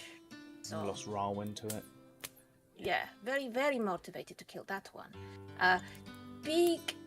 The beholder from Ingbrook was there too. Oh, the nice one. Yeah. Oh, and a lich. Doing Talia? some really horrible shit. Talia? Tell me, it's another fucking thing where I can't say the word and I'm gonna get hurt. What? No, roll a history check. history check. History, where are you? I don't have a very good history. 6. 6. Okay. That's fine. Don't ask me to make a roll and then be like, Someone else might get a chance as you go through, as you describe stuff, but we'll see. It depends on what you say. So Nasty Lich, he made a gnome into. He made someone not alive just by touching them, and then there was like runes and tricky shit, and they turned into some kind of wolf abomination. And like a gibbering mouther, or no, I don't know. But he said he could make improvements. Like he's experimenting with necromancy in weird, freaky ways. Can I roll an Arcana? Now, Just to get more information. oh, hang on. Now, Val, Xandor. Well, technically, everyone can make a history I was check. about to say, is it the same guy the who fucking was lich? doing Was the trying thing, to- lich thing? Yeah, I did wonder if it was him, but I wasn't like I didn't. Go ahead, everyone. Roll me history checks. and we'll Oh, see. you're Fucking I'm used in hell. one of my Domamu. 12. 12. got an With my 18. Domamu, Well, That it's 25. 25. Okay, Yeah. good. Well So- done, Xandor. It makes sense for Xandor to know. So, Wait, you were Val, there, right? something niggles at the back of your head about that, but you just think it might be Mortimer getting angry at the noise of all this undead happening. Xandor, you remember you went to Witchmore Mire to get the Qualish off of a necromancer. And as you went through, he was attempting the ritual to become a lich, ostensibly to continue his research in improving the human form, improving medicine. And you remember reading that once you've become a lich, if you don't maintain yourself properly, it infects your mind. And it could quite easily go from improving medicine in the human form to let me prove what I can do with the human form. I begin explaining this to everyone. I'm pretty sure we said at the time, I We should- wonder if this is going to come and bite us in the arse. ass. Yeah. And the DM made it. We knew it would. We knew it would.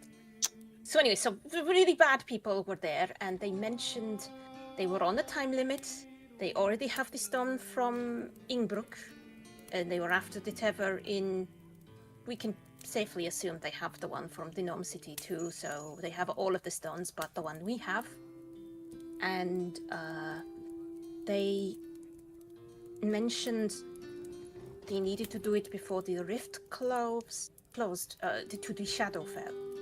And apparently there is one in the desolation of Samuta. Ragnar said it's rumoured that's causing There's it. a It's not rumoured- been proven. There's a rumored one there, and we know that the Faceless are involved in that area, so I think that that's a lead. Xandor, roll an Arcana check. Okay.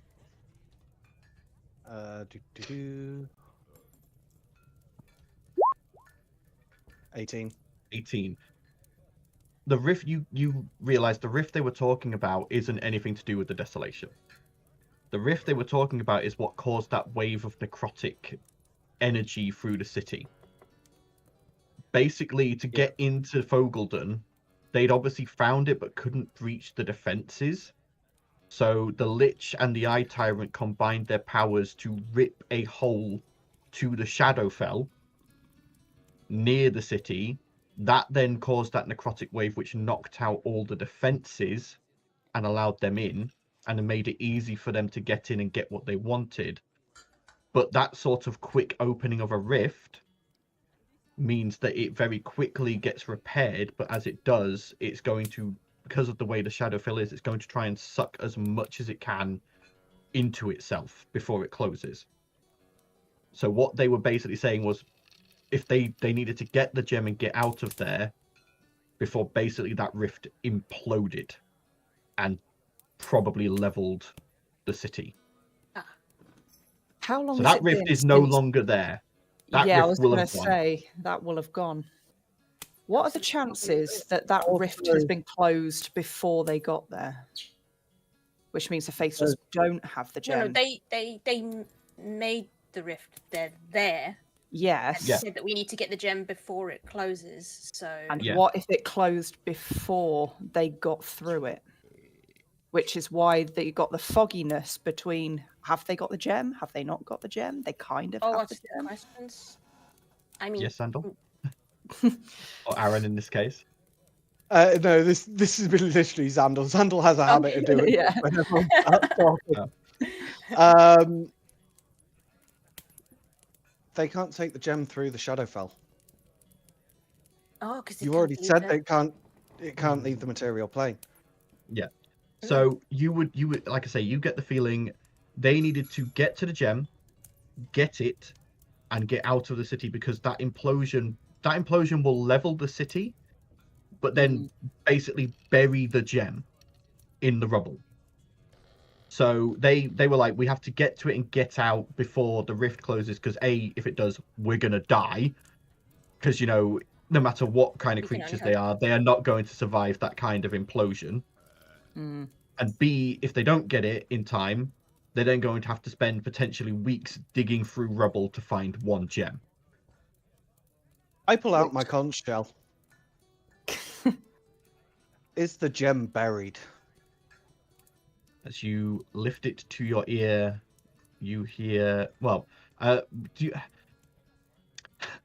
is that what you say? I'm going to give you a chance here to change how you word this, because currently, I can just go yes, because every gem is technically buried in the ground until it's mined. Is the gem from Fogelden No, the buried tether, under the rubble of an tether, implosion? The tether. Actually, call it what it is. Not just. Don't be vague. The tether the to tether the divine gem. gate that is in that. Yeah. Yeah, buried under an implosion.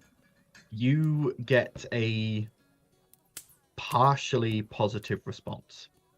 It's not strong, but it is positive. They didn't get it out in time. Please tell me that means that bitch is dead. But you get from that, you get the feeling it. Yeah. You get the feeling from that response. It was buried. It's very close to being unburied. Unburied. So we need to get. You need to go now. We need to go to the city and try and stop it. You do know Barras had said no one can enter the Ghostlight Woods anymore because that area is sick and full of.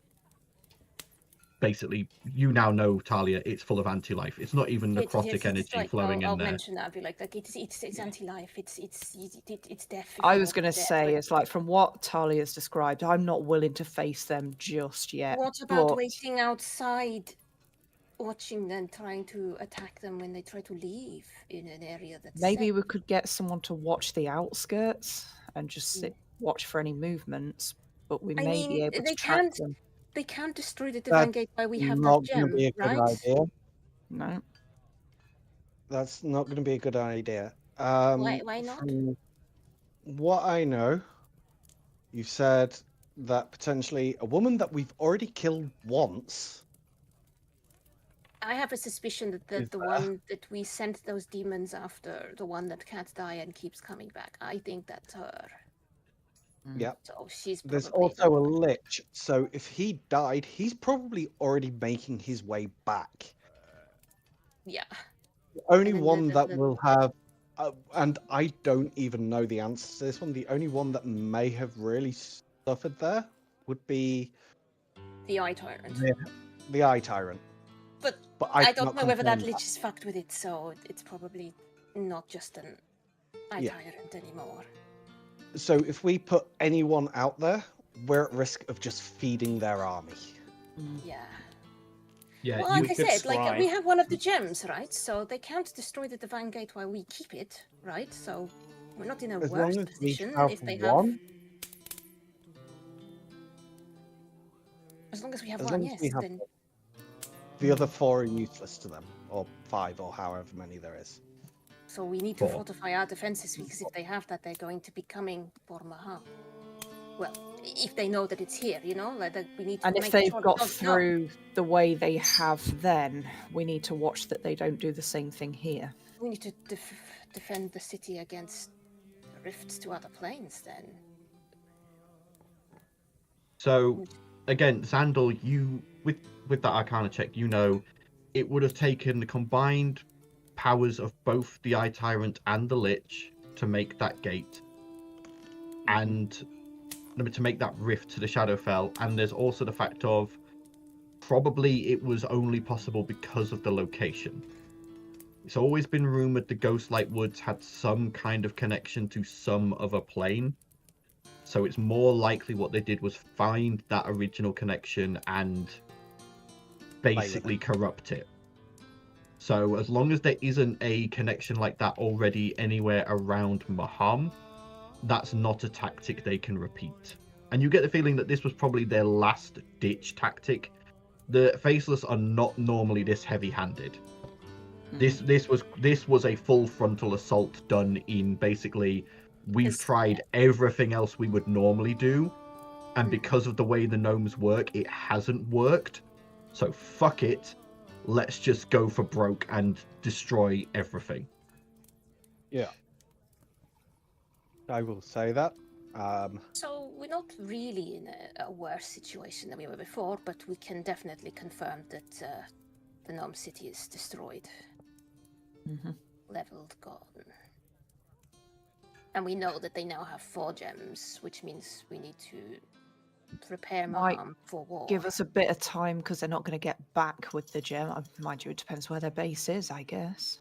It's like 2 fronts. We need to defend Maham, but we need to do it subtly, and we need to make sure they don't know that the gem is in our possession. So we need to find some way of spreading rumors that we failed, so that they waste their time in the direct cracks, trying to dig their friends out. Gunter goes, well, you already know that, like I say, we've removed all of their spies from Maham, so they will not have any idea you're even back. If you stay in the city, hopefully they will not know you're here. We've had a slight mishap there with Zandal going to Riverrun, but hopefully they didn't have anyone there who saw him. And even if they did, hopefully it's just isolated. They'll think, oh, it's just the weird artificer guy. The rest of them are still off somewhere. So, yeah, hopefully that will give us time, and they will just keep sending forces against the dragon. Yeah. In terms of putting messaging out there, there's a couple of points. You know how we were getting daily messages from our drunken friends? I don't think we've had a message in about 3 days. Should you message them? Also, if we remember...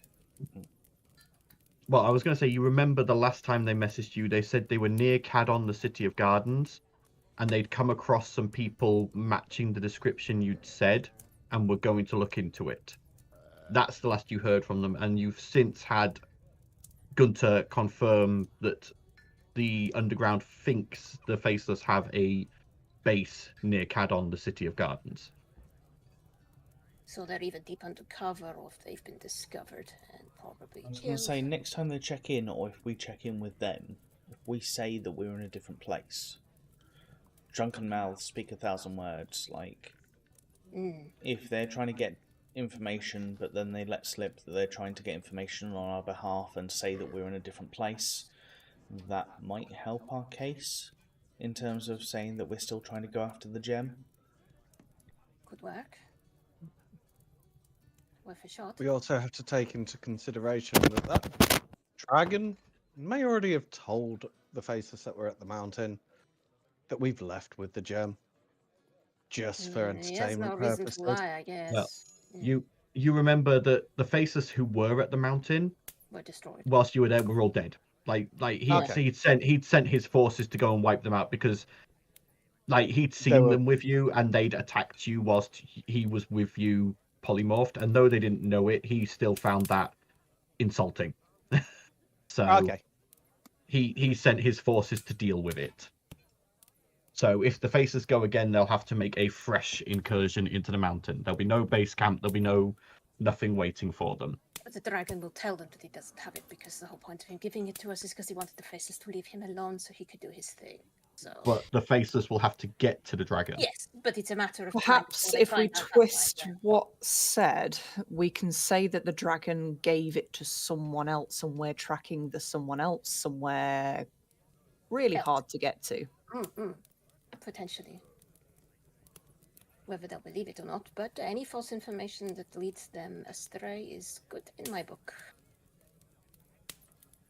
We could say yeah, that we're this tracking is- somebody to the Temple of Elemental Evil. I mean, we don't want them to go to somewhere that could give them Even Paddy's something looking at that his could- map like, where is the Like, Temple where of the hell Elemental is Evil? that? Yeah, but we also don't want to send them anywhere where they could obtain something that could help their cause. So we don't really want to say, hey, go No. to this place that has like some evil fucking power, because No, this then is they the might get bottom hold of left, the most bottom left hand of the map. As Hell. far away that. Elemental evil, as yeah, you next could to the get. Bastion Yeah. of Antheb, Snakemore River of Arad-Cilia, Tower of Shattered Souls. Right in the furthest southernmost left point. Yeah. I mean, you guys wouldn't actually know of the Temple of Elemental Evil, No, so we you haven't couldn't name it. down We've never there, been yeah. there, like we haven't been I've there. revealed have the seen a map map. fully. I've revealed the map fully to all of you just because it was easier, but that doesn't mean you know where stuff is on the map. Yeah. We Only have places spent that a we- lot of time in that library. Like, there is Yeah, a yeah, chance that- that but- we could see, But like... would Val have an eidetic memory for the map of the world? No, but, like, the Temple Would he have of... Would he have remembered that? Really? No, come on. That'd be silly. I would say Val would remember things like the Catacombs of Demonic Doom because you know there's like a soulbound item there, so that's like a piece of information I he would would have say we squirreled know all of already. the places that we've been and all the places that we've seen rumors of soulbound items, and Yeah. that's about it. Like, we don't know where anything else is. We're not that well traveled. The only thing I would say is any name that is kind of, like, funny, Val might remember. Or anything that pertains to something else, he might remember. Yeah, you might remember it, but you wouldn't remember where it was. No, but, like, I've just plucked Yeah, but something then out they the might air. go looking, wasting their time looking for a place, I suppose. You know, yeah. mention the ruins of Castle Ravenloft, for example, you know. What? No. Oh, yeah, send That's them up also to on the Strahd. map. Like, Oh, no, we these don't want random... them to have Strahd as an ally. Fuck, no. Hey, Strahd. How you doing? Shit. No. It goes. If Should we we be- do that, like, we need to like go on a mission to find destruction management and just get them to be like, hey, join ally with us. We're in the same universe. Come on. Let's go. It goes. Should we be focusing on getting some more of the soulbound items? There's still we have me and time for Blossom that? without one. Depends if there's any close by where we've already been. Bosun can get us there quickly, and then he can sail on land now. Yes, but didn't we just say that we can't leave Mahan yet? That's true. But if they're in a very out of the way place where people wouldn't see us, Which one are you thinking about? I don't know. I Which was one just I'm not making a thinking about? suggestion that maybe we needed to go get them. I don't Which really. ones have we There's got the Radiant- left? The Radiant Desert has the Phoenix Pendant, I believe. So Sword the of items Light is you in the Catacombs of Demonic That's Doom. the Desert of Rust, the Radiant Desert Yeah. is the... Oh, is it not that one? Sorry, it's Yeah. the one near the horrible city that I. yeah near E4. Yeah. So you Oh guys yeah, it's labeled. Yeah. you guys have the Cape of Stars in your vault, which is not bound to anyone. It's just in your vault, sat there. You are No, no, still no. missing Beafong. You could go get Beafong's Bulwark, but you don't know where that one is. There's an unknown Gerion's- one in the. Gerion's Fawn, you know, is at the ruins of Bafford Castle. Oh, it just says unknown soulbound. I There's a think that should have been label updated. It's Yeah. because when you sailed past it, the compass So went the off. compass pointed that way, but we didn't know. Yeah. Yeah, but you've since found that. You know Moradin's flame is likely down at Moradin's Forge from when I you think did we the whole thing with didn't Boda we actually Woed. See it? You Well, never we saw know it. You saw the forge and the compass reacted, Yeah. but you never went in. You know obviously the Amulet of Awakening's already gone. You know the Sword of Light is at the Catacombs of Demonic Doom. And the Demogorgon's Demolisher is somewhere in the Eldritch Downs. That was where it was last rumored to be. The only other one, the Phoenix Pendant is in the Desert of Rust, you know that. The only one you have no information about whatsoever is Mammon's Majestic Satchel. I don't know. I feel like the pendants. That should be an easy one. We've been Yes, there but- before. Yes, but the faceless were involved in the reef war, but that's very close by. Don't really want to be seen by the faceless. That's the problem. Speaking of the amulet, that reminds me, Azlik's gone. What? What? Yeah, What he do you mean managed gone? to. Like you freed yourself, or you've? Please tell me you He's- didn't free him. I didn't. My father did. I warned you, Xandel. I told you that he had bad intentions. I You didn't didn't. listen to me. You thought you were smarter, didn't you? Hmm? Can you at least give the hot plate back? No. That's all you care about, the hot plate. Sorry, why is it such a bad thing he's free? Bear in mind, we don't actually know. He gave me really, really, really bad vibes when I read your threads that one time on the ship. And I Yeah, warned but he's you. not connected to our realm. He's connected to a different one. So you made it some other realm's problem? I didn't. My father did. Is your Listen, father? listen! Why is everyone blaming me for my father's friggin' mistake? Because if you didn't And it freaking have a snaps. little bargain with the bloody thing, then it Regardless of happened. whether I had the bargain with him or not, the It bargain was happened already regardless. set with my father. Yes. Well, regardless of what's And happened, it's happened. also, technically, not 100% my fault, partially hers. I point at Vienna. Wait, Sorry, how what? is it Vienna's fault? He cast the gate spell. I went through it. I was trapped for a year. But you lost a year? Yes. In the Feywild. Dude! I just want to point out I'm not blaming anyone. Regardless of whose blame it is, it happened, and it's not really high on the priorities of the big fucking problems we have right now. So, yeah. But I So, told yeah, you so. my not 9 blame lives anyone, are but back it's down to Sandal's 1. fault.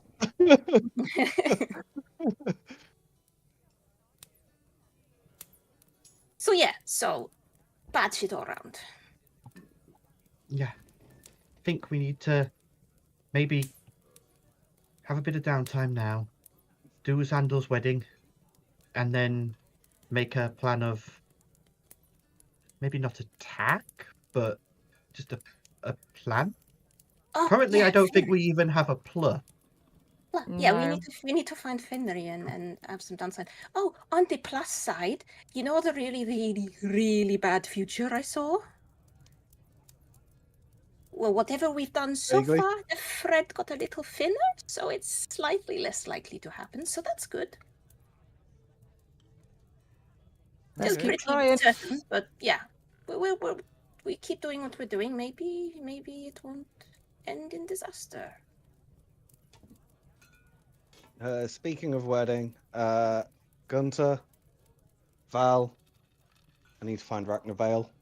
We need to go buy suits. Gunter goes, Back to- yeah, Ragnar's downstairs, so we can grab him on Tvei. Let's Let's- go find Finnery and have a hen do. Yes. Don't we also need to call, like, Talia's stepdad as well? Is he invited? No. Why no. would my foster father, not my stepfather, he didn't marry my mother. She was dead before. You know he... the person I was on about. He doesn't need to come. He's not invited. Don't He's worry, been Gunter. involved with the group. Stop scaring my. What are we? Xander might go down like the aisle on the back of a spider. You know. Gunter, what are we? grin. We've never really I put a name on it. grin. I'm like, you almost said husband. What? No. No. Stupid. No. Excuse me, I need to go and fetch Ragnar as he drops into Why his are you shadow. scaring him off, Xandel? You know he's a flight risk. God damn you. Mention of husband, mention of spiders. Shut up. So- Stop you. Back onto the serious business. By the way, Yeah. Vienna, you know it is customary in drow culture for the male to ride a spider down the aisle for getting married. Normally chained to the back of it, but still. Oh yeah, because they ain't getting married because they want to. No. back onto the serious business. It might be worth. I don't know if Ragnavale has thought to check for something nearby. He's been checking secluded places, thinking that's where they're going to have the ritual. But it might be worth checking Maham for any of the rift. Yeah, any of that. To make sure that nothing. They is gonna can't do what they out. did to the nuns to us. Yes. Yeah. We will tell. You can tell Ragnar that when you drag him off to get suits.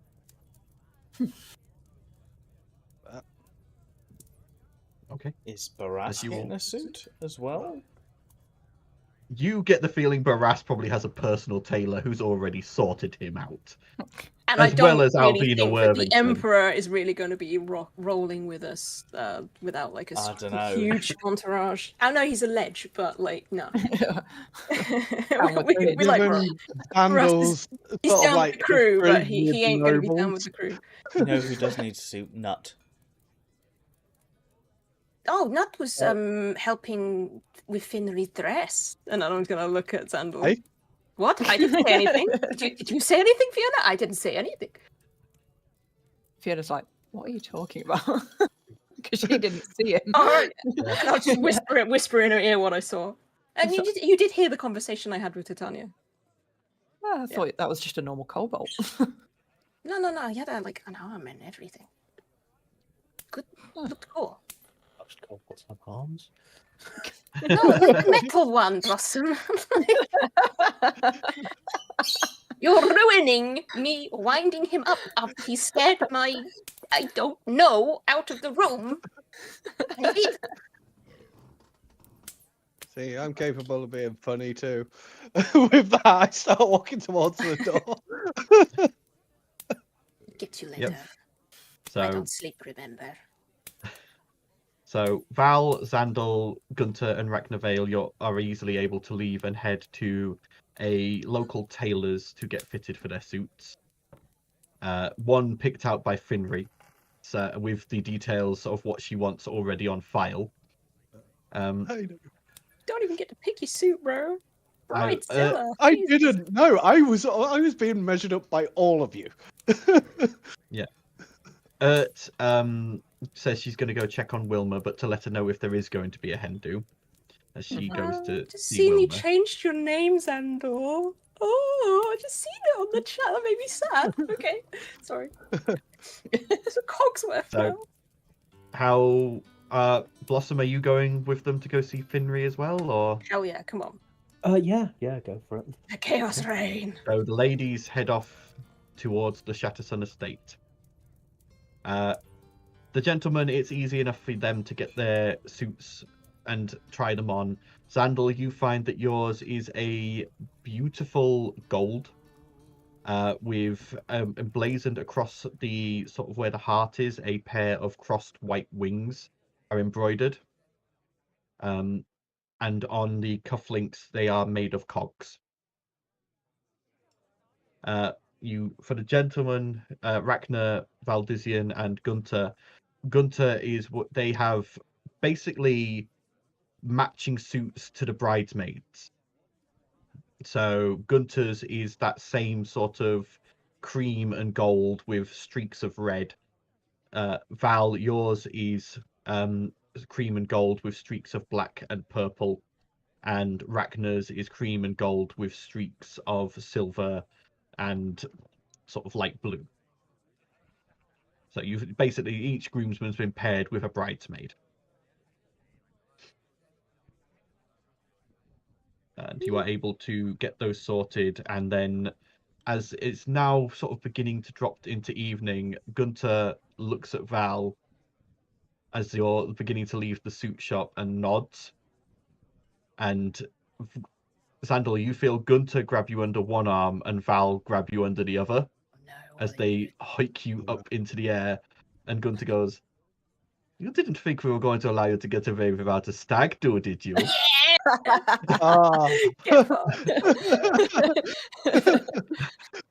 sort of like I angle probably should there. have Like, sent you a load of DMs, Paddy, for this, because I've got a plan. Oh no! Oh, so was Gunter. But we will follow both plans in a moment. As Xandal, you are carried with Ragnavale chuckling behind you, off towards probably the first of many stops on your stag do. Tavern crawl. Meanwhile, the ladies are easily able to make their way into Halcyon Heights through the various rolling gardens of mansions to the small forest of the Shattersun estate. And though you've been here before, I think it's only your second time, Talia. The last time you were here, you did break a door. Yeah, I did. I paid for the repairs. Like... Yes. You get to the small cottage and you see that the lights are on inside. There is smoke coming out of the chimney. Knock, knock, knock. The door opens and you come face to chest with Lord Shattersun wearing just sort of like a day vest and hunting pants as he looks down at you and goes, "Ah, hello. Nice to see you all again. How can I help you?" It's Finry home. Yes, Finry, I really should have expected it to be for you. Who comes to see this old man? I'm going to go drink beer as he walks up into the house to go get himself a drink. As Finry comes into view, dusting off her hands as she looks like she's been baking. She's wearing a nice, normal sort of cornflower blue dress with an apron as she steps up and goes, "Oh, hello. Is something the matter?"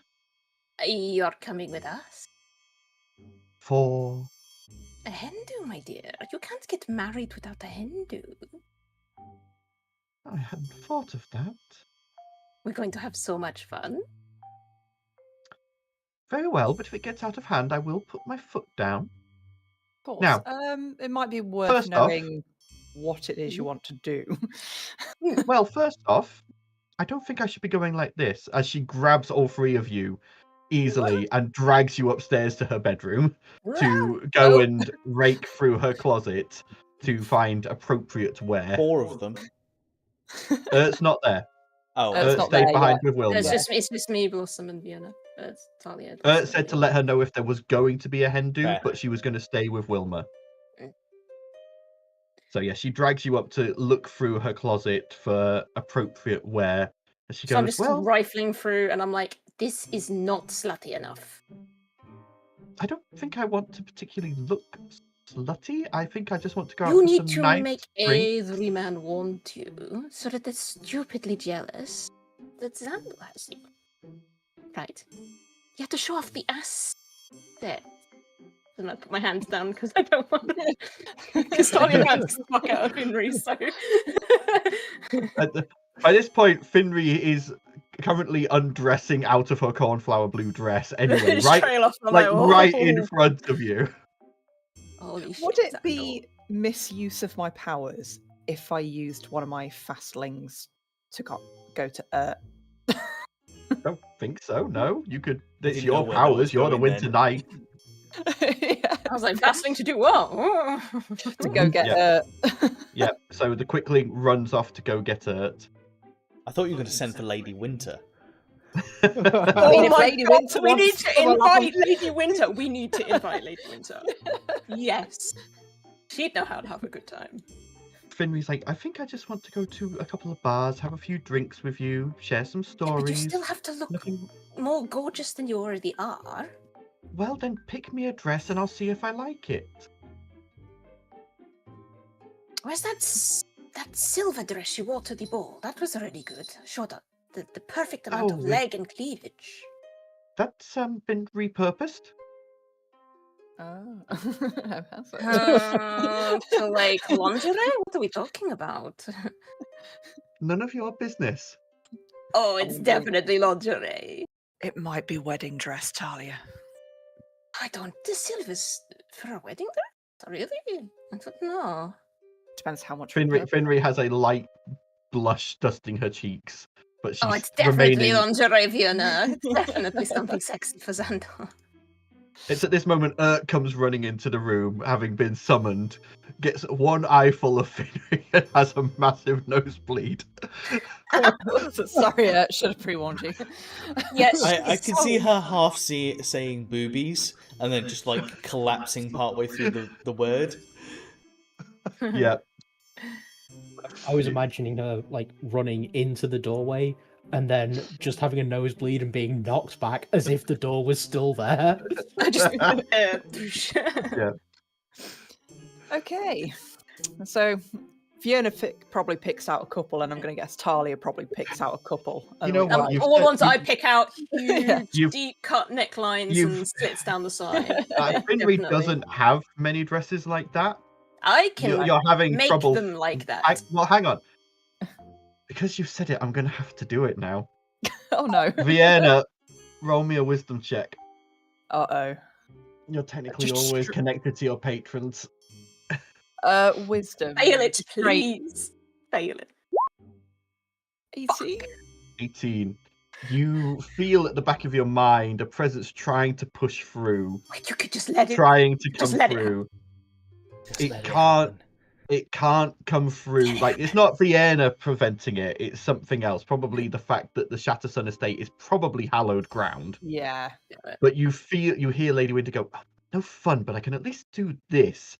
And you watch as appearing in front of each of you is, for each of you, perfectly cut and perfectly fitted, the sluttiest dresses each of you could imagine. Yes! Fuck yes. Vienna, yours isn't a dress, yours is a suit. But it's Yeah, cut she in. much prefers suits. It's cut yeah. in, like, you know, Hey, when. suits are hot, man. For Mm. no, this isn't something I can say, but I've heard from ladies that when a man wears a well-cut suit, it's like he's wearing lingerie. It's like wearing ladies' lingerie. Yeah. Yeah, it's the same. Vienna, the cut of this suit is like that for you. Especially if it's- like top few buttons undone. Rolled I'm up actually sleeves. imagining, I don't know if you've ever seen it, but there's a program called Killing Eve. There's one that she wears. It's actually more of a waistcoat, but only a waistcoat. Yep, Lady Winter would So, probably go for yeah. that. And Vienna, yours is all done in winter colours. With upon the breast of the waistcoat, you see the triumvirate symbol of the Winter Court, the white snowflake, the blue icicle, and the iron teeth of the three rulers of winter. Mine would Nice. probably be like leather and lace with feathers, and it'll just be like just strips. Yeah. And then like full Ertz, back scars and everything on display, legs out. Let's go. Ertz, She's Uh, probably having a breakdown right now. Ertz actually, like, the outfit looks rather cutesy, but then, like, as she puts it on, you see it hugs everything. And actually, like, as she walks, there's almost like a diaphanousness to it. You know, like when diaphanous material where it's slightly see-through. Oh, And as she nice. walks, it hints at what's underneath as she walks. It never Damn, shows Ertz. anything, but it hints at everything. Respect. There's just like a silhouette in the middle of the dress. Nice. Blossom, I will allow you to choose your own. Blossoms would hopefully be a little more modest. Scary Spice style. I just a can kind of leopard print look at if- onesie. Talia and If I would yeah, no. suggest, I would suggest a Xiong Sam. So like Oh, a sure. like a classic Chinese Mm. dress with a slit running up the thigh, Hell a yeah. boob window. Mm. No sleeves showing off your very muscular arms. Mm. Yeah, that's fine. We all look sexy as let's just say And- that. Yeah. For Finri, it is a wedding dress with very little covered, with a veil made completely out of ice and snow. You can thank my patrons for that. Finri is blushing as she tries it on. And when I say it, this is the most immodest wedding dress. It is basically like 2 strips of Like Halloween costume wedding dress. Proper, Yeah. yeah. it's like a leotard of like just barely there ice-like material that is almost see-through but not quite. Then there is like a skirt that goes over it that comes down to just where it's acceptable on the legs. A veil of what looks like constantly falling snowflakes that glitter in the light and catch everyone's attention, and a train that hugs certain curves. This is the best day of my life. Why do I let them do this to me? I was going to say, Blossom, long overdue Vienna and Talia, You love it. in a kind of, I should have expected this kind of degeneracy. Come on, man, it's me. And Wait as until you both all groups come across each other and Xandal's book clicks off. I hope so. And as you all walk out of the Shattersun estate, as you are proceeding out, Lord Shattersun, who was about to take a drink of beer, is just pouring it into his lap as he stares open-mouthed. And as you all leave, Don't wait up early. Blossom, you with your supernatural hearing hear, just on the edge of hearing his voice go, God, I miss Finry's mother.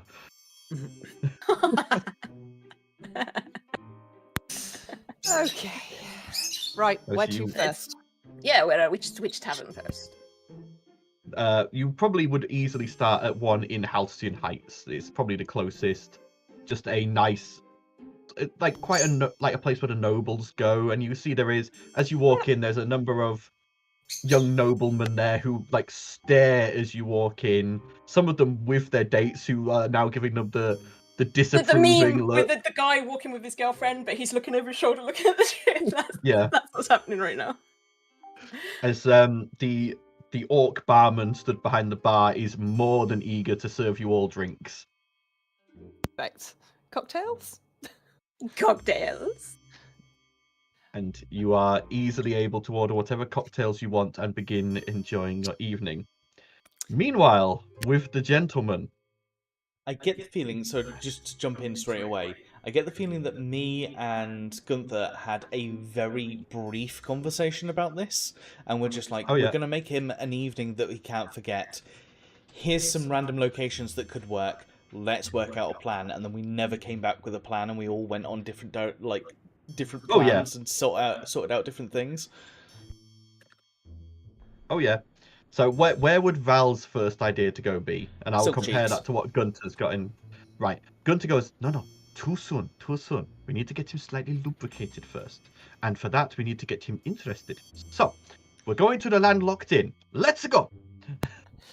And he guides you all through the Gateway District. And as you're walking, by the way, Grifter joins you, looking like he's been strong-armed into this, as Rook is carrying him out of the Jigging Jester. Rook's going with it. Wait, And- at that point, actually, where's Elise? Oh yeah, Helly should come with us. She's old enough to drink, right? We go said collecting. 17. I'm about to say, you can probably easily collect Elise, who now looks extremely out of place as she has not got an outfit similar wait. to all of yours. I'll help, like, kind of. Yeah, Just take this off, roll this up a little bit. There we go. but Show the assets, darling. Grifter is made to join the rest of you, and Sandal, you watch as one of the sewer grates moves, and Nut comes leaping out, dusting himself off to join you. And Nut looks up and goes, "Am I being carried?"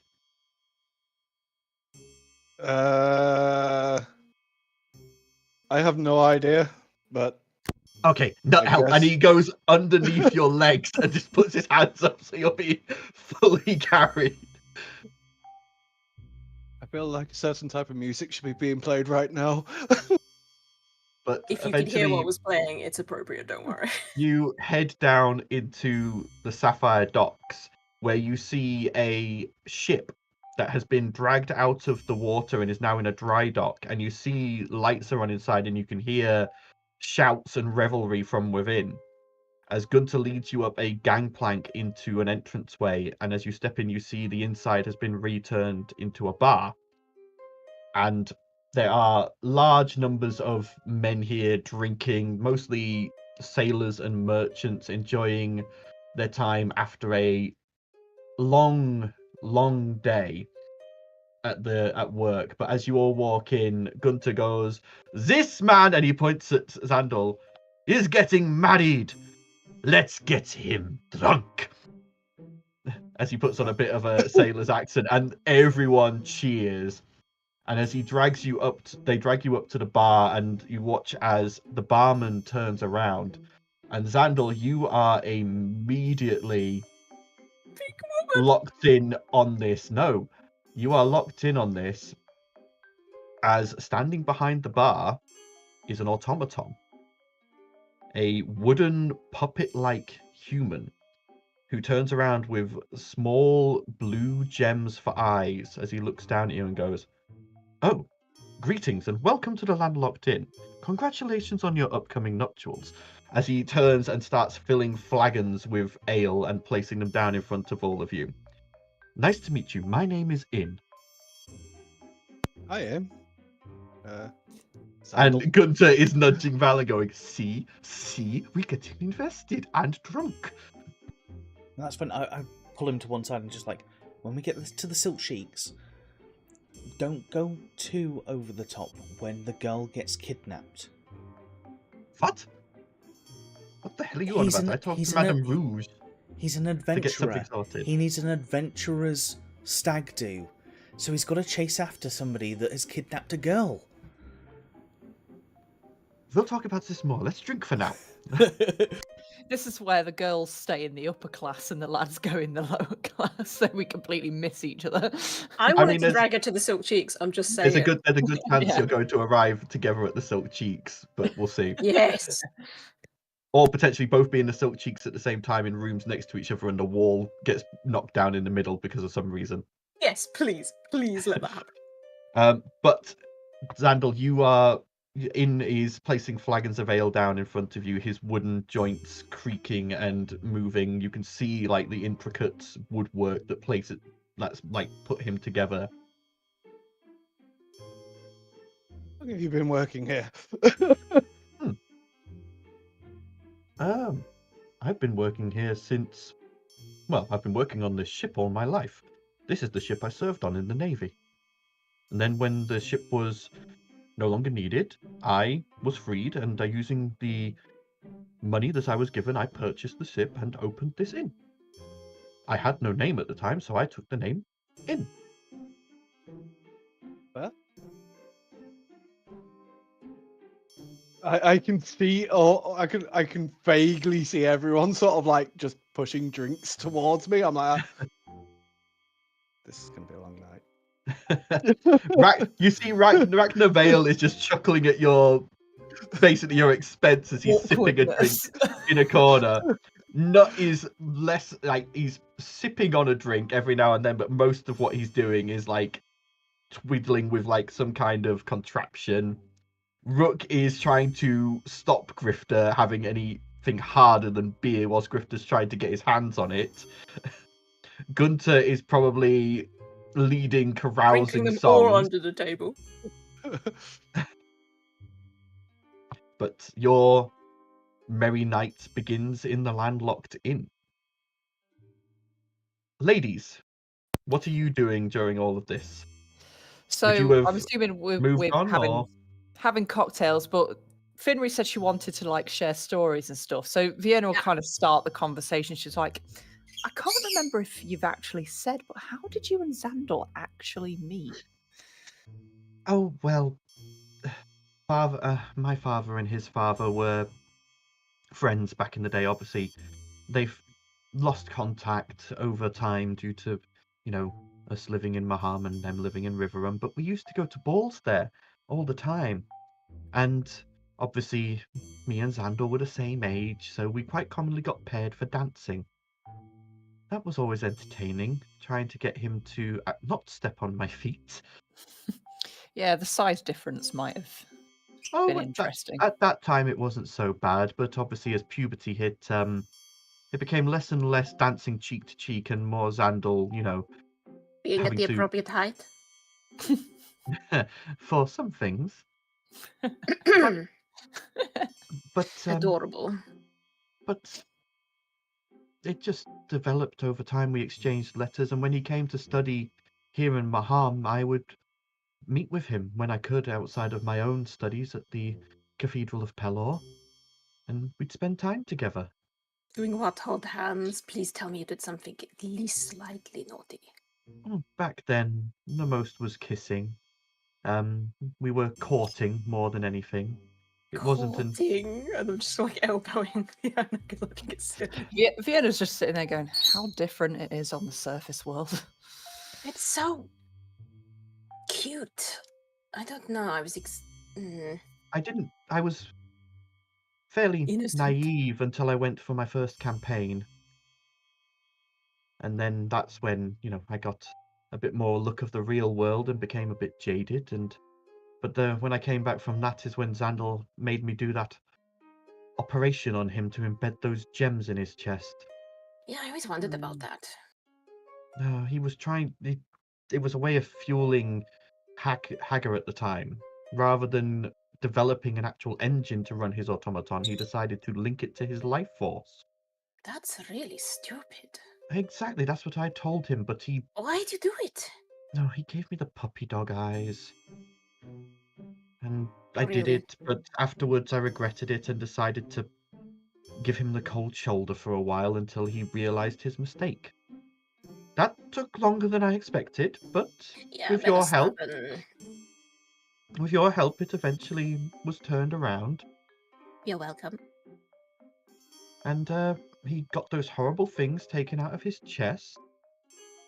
And all was good. And I've managed to train him a bit better now. Stepped on him a few times, right? Mm-hmm. Vienna sort of sits there lost in thought for a second and she's like, he wouldn't be tempted to do that again, would he? No, I think he's learned his lesson now. We'd never let him do that, Vienna. Come on. Oh, trust Not me. that he'd tell us if he After this did. weekend, he'll never get a chance to. And she, despite being dressed how she is and looking as sinfully attractive and almost sinfully innocent as she is, she cracks her knuckles, and there is still just this. For a moment, all the men who are staring at her with, big heart eyes and everything, cringe back, covering their crotches for just a moment as this howl comes over her before she brightens back up. Oh, you need any tips for wedding night? I know quite a lot of physicians. Well, from what I hear, Xandal's got all that in his head. Wait, does he? I don't think he has that in his head anymore. Does he? Do we? Oh, know he that? does. That is you would know that, That's yeah. him. Equinox told you he put it there. Equinox I made didn't know everyone when he aware. had to give up something. I had it in my head No, that he had that remote That's stuff. permanent, much like my No. hair. Right. Yeah. Yes, I'm sure as he far as doesn't know everything, though. From what I understand, it's supposed to be quite comprehensive. We've had Tried a small already discussion. knows. We've had a small Yeah. After discussion. the Halloween thing. Oh yeah, she ended up in his head, didn't she? Yeah. But Finwy goes, we had a discussion one night whilst we were cuddling. What did you talk about? A lady does not kiss and tell. I do.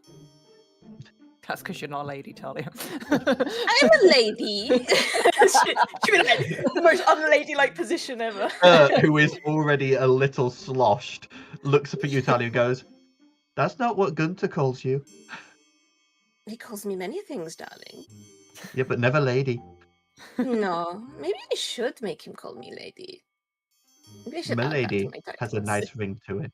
It does, doesn't it? With the other group, Gunter, who was in the middle of a carousing song, goes absolutely rock still and goes, I have a feeling of both dread and excitement.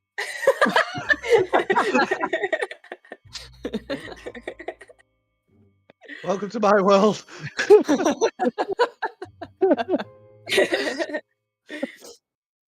So, next place. Yeah. Yep. So Gatherings. Finwy goes, very well. Where would you like to go? Somewhere I I've not think- been before. Really? Yeah, something a little different. Just Hmm. might as well use these opportunities to find places we don't know. So, not the soggy sheep. It's not a No. very good bar, to be fair. Yeah, they won't serve cocktails there. No. Just gruel and. Go ahead.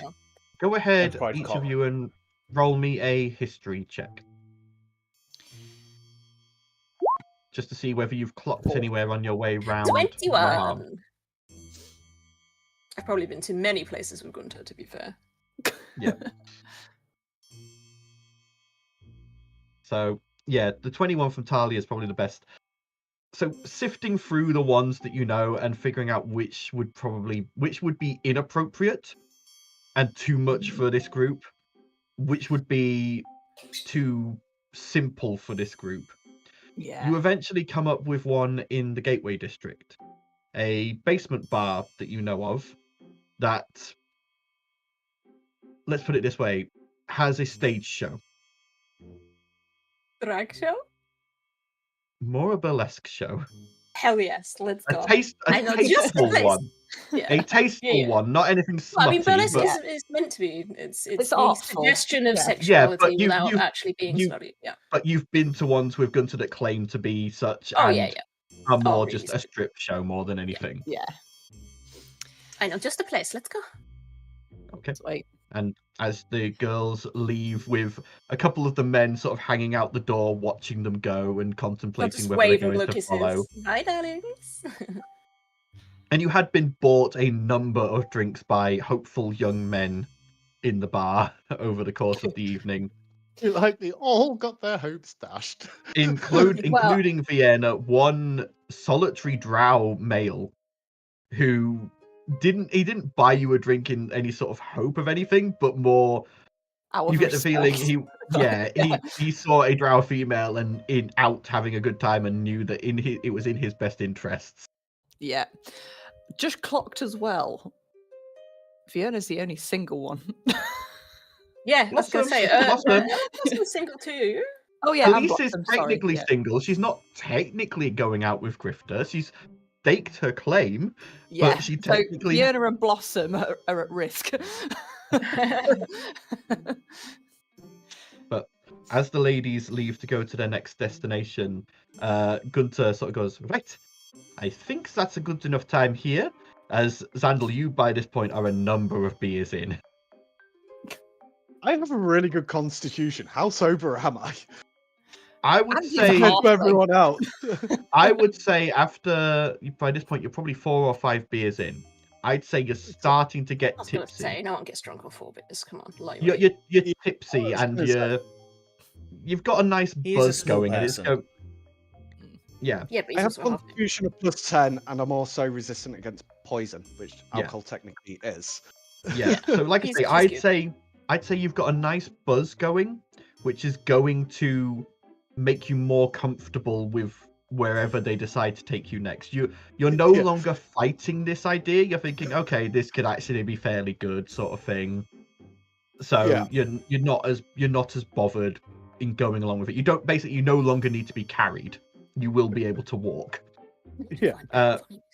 Grifter is already looking fairly sloshed. Rook looks the same as always.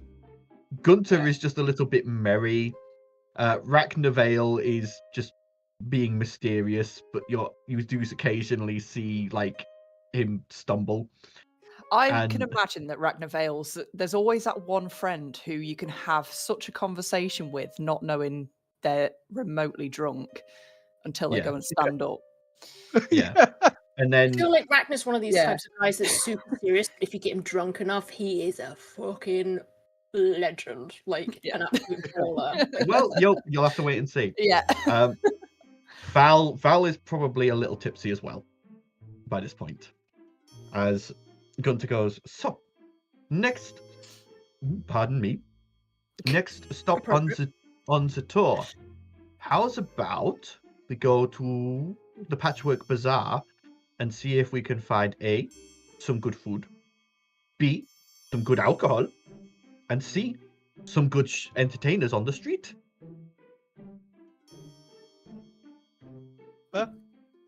And the boys all head out, moving not far from the landlocked inn, down into the Patchwork Bazaar, where at this time of night, all the regular stalls have shut, but there are numerous food stalls selling greasy, meaty treats. for the late night revelers, and you see a number of sort of pop-up bars and places that are hawking different types of alcohol. There are stalls selling cigars and various recreational substances. There are even a few less salubrious stalls where young ladies are posing outside, showing off various different outfits, and there are stalls where men are picking up what look like tinctures and potions for a night. Blue potions. Val's gonna let Gunter lead. Paddy, I sent you a message. This is I everything saw that it. Val I'm did not- in the background. So if nothing kicks off, that all probably still happens, but without us being there. Yeah, I'm not sure whether that's gonna happen, but we'll see. But yeah, Gunter immediately goes into the swing of it, and he's like bringing you first like a gnomish whiskey to try, Xandal, which has got like woody notes and that sort of thing. Then he hands you like a fat cigar that's lit. He brings you a big fat. He tells you not to question what type of meat it is, kebab. And it's greasy and tastes good in your slightly inebriated state. And there are street performers going around pulling off like acrobatics and fire breathing, knife juggling. There are street magicians, people putting on shows, and it's just a generally upbeat and happy atmosphere. But also equally raucous and suitable for a guy's night. Anytime one of the street performers, like Val's going to keep an ear out, anytime one of the street performers asks for a volunteer, Val is just going to immediately like pick Xandal up, run to wherever the street performer thing is, and just like raise his hand for him. So Xandal, you went through the course of your time here in the Patchwork Bazaar, you end up being part of magic tricks. You end up being part of like acrobats tumbling over and around you.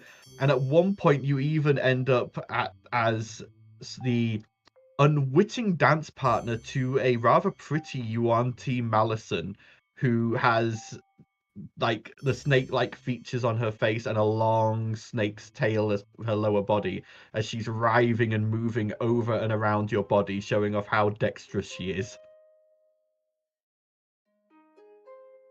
I feel like there's a danger in the wind. Gunter goes, nah, that's just the salt, the sea air. Here, have another drink. I accept the drink. Meanwhile, the ladies arrive at the Busty Bosom. I already love this place. Yeah. As you see, there is a line with a Goliath stood as the bouncer at the door, and as he sees you approaching, he recognizes you, Talia. His eyes rake over each of you. He sees Finri's outfit, and you see just this big grin form on his face, and he goes, Endu. Oh yes, darling. He immediately unhooks the rope and waves you in to protest from the rest of the line. Like, I just blow kisses at them and be like, sorry, darlings. And as you enter, you find yourself in this dimly lit basement bar that's bigger than you expected, with tables arranged nicely, waiters moving around amongst them. All the waiters and waitresses are uniquely uniformed. In other words, the gentlemen are topless with just trousers and shirt cuffs around their wrists and a bow tie. Nice. And the muscles are oiled, glistening in the magical light. The ladies are all in sort of cocktail dresses that show off plenty of legs and back and various other areas, whilst not being scandalous. Cleavage. You can say the word, Paddy. It's okay. This is a safe place. The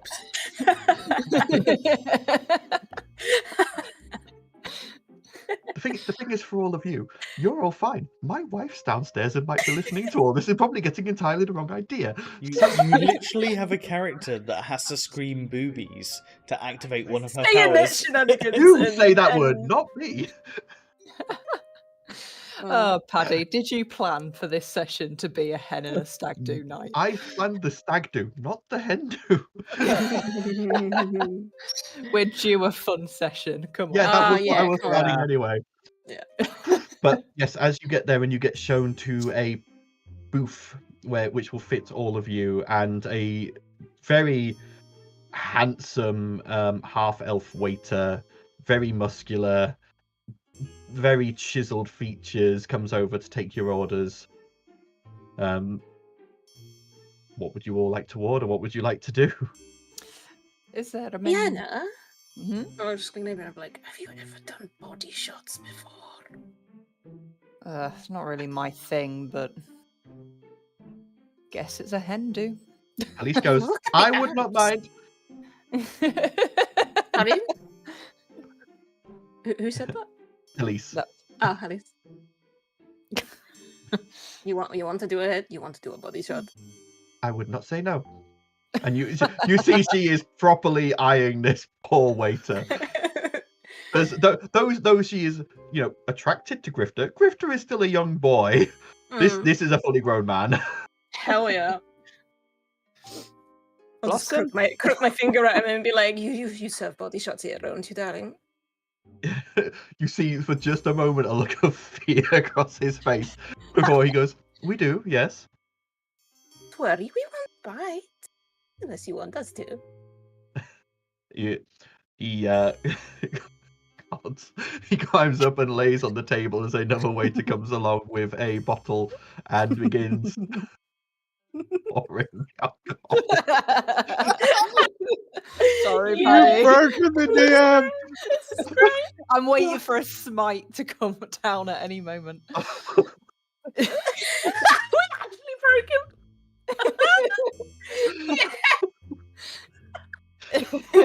Oh, I'm so sorry, Paddy. My poor Is babe. is the liquid they pour into the glass cold, so he wriggles a little In bit? glass, Or... darling. A body Oh, shot no. is it goes in No, the little no. rivet between the abs No, and no. his belly button. This is a magical land. This is magical liquor. It actually hovers where it's poured, and like in little bubbles. So like they've like made a wedding ring shape on his chest, and it's just floating above his skin, close enough that to get it you're going to have to lips touch skin, but it doesn't limit it to just the belly button. Now, here's the real question. So, most of the girls, assumedly attracted to the half elf, is her eyeing up one of the different members of staff? I was just gonna say, yeah, we need a lady over here too. Okay. Is just sipping on her own drink at the moment, but then the lights begin to dim as Oh, the show's about to start. We should finish our drink quick, and then we will just dive in. Lick the alcohol off our elf. an announcer comes onto the stage and calls out, "Ladies and gentlemen, for your entertainment, please welcome Roxy." And you see walking onto the stage a Earth Ganassi in full burlesque outfit with what looks like vines for hair growing over and down, and she begins putting on a wonderful show. Yeah, she does.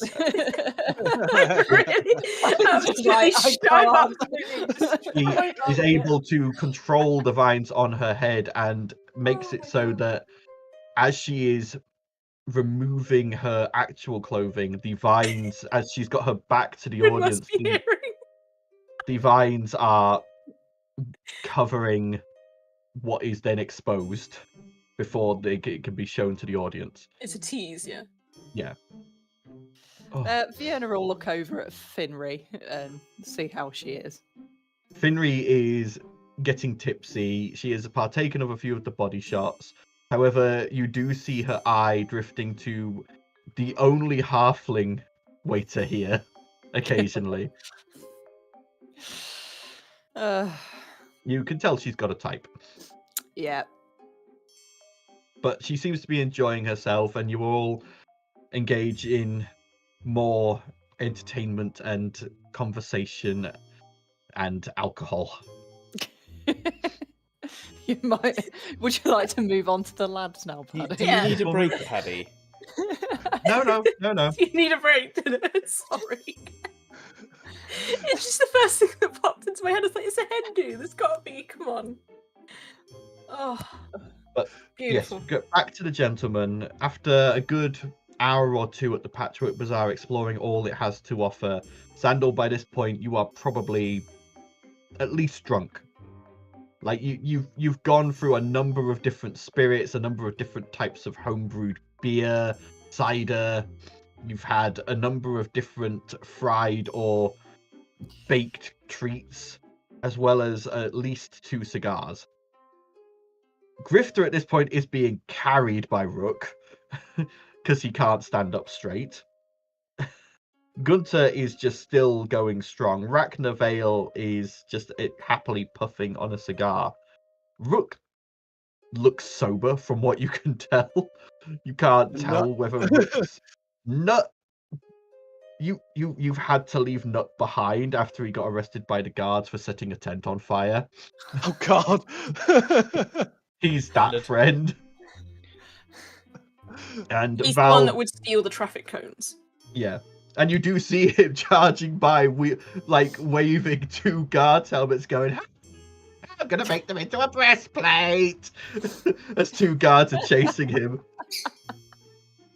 For whom? You about to say how Val was? Yeah, Val, by this point, you are probably quite heavily drunk. From what I remember, you're a lot more susceptible to alcohol than the others. Not as susceptible as Grifter, but still heavily susceptible.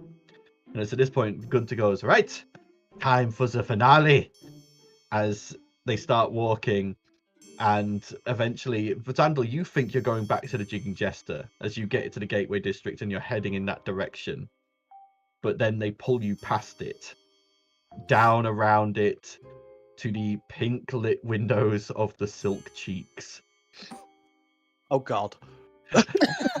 And as you are ushered in, Gunter slipping coins to the doorman, and you are ushered into a private room. You see the Madame Rouge step out and smile as she goes, "Oh well, hello, sugars. Welcome for the groom to be. Don't worry, we've got some lovely entertainment lined up for you all. In fact, it's one of the few times I've had my ladies fighting to have the honor of being the dancer for a group. So, without further ado, let's introduce your first dancer of the evening." And at this point, you're all sat on plush sofas with drinks in hand as the door opens, Xandal, and a tall Goliath woman dressed in very little. A Goliath woman you recognize as normally being Madame Rouge's bodyguard, Hilda, who had once flirted with you, Xandal, steps in looking rather bashful. As you can tell, she doesn't normally do this. But she steps in and begins to dance and slowly strip.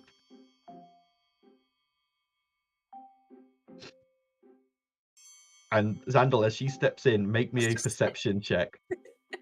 Perception check. Yep.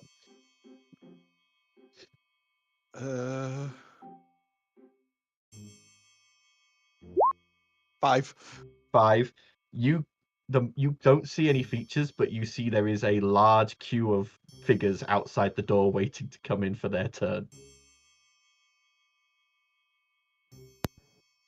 Bless him, he's speechless. No, I'm trying so hard to shut my brain off at the moment. I would. Oh yeah. Also, with your inebriated state, let's go for a wisdom saving throw with disadvantage. Oh For God. the book. The book. 14. 14. The book is throwing up everything it can into your mind. every single possible thing that could happen between a Goliath and a halfling. I am red face. Gunter is just grinning and nudging you with his elbow whilst enjoying the show. Grifter is comatose, thankfully.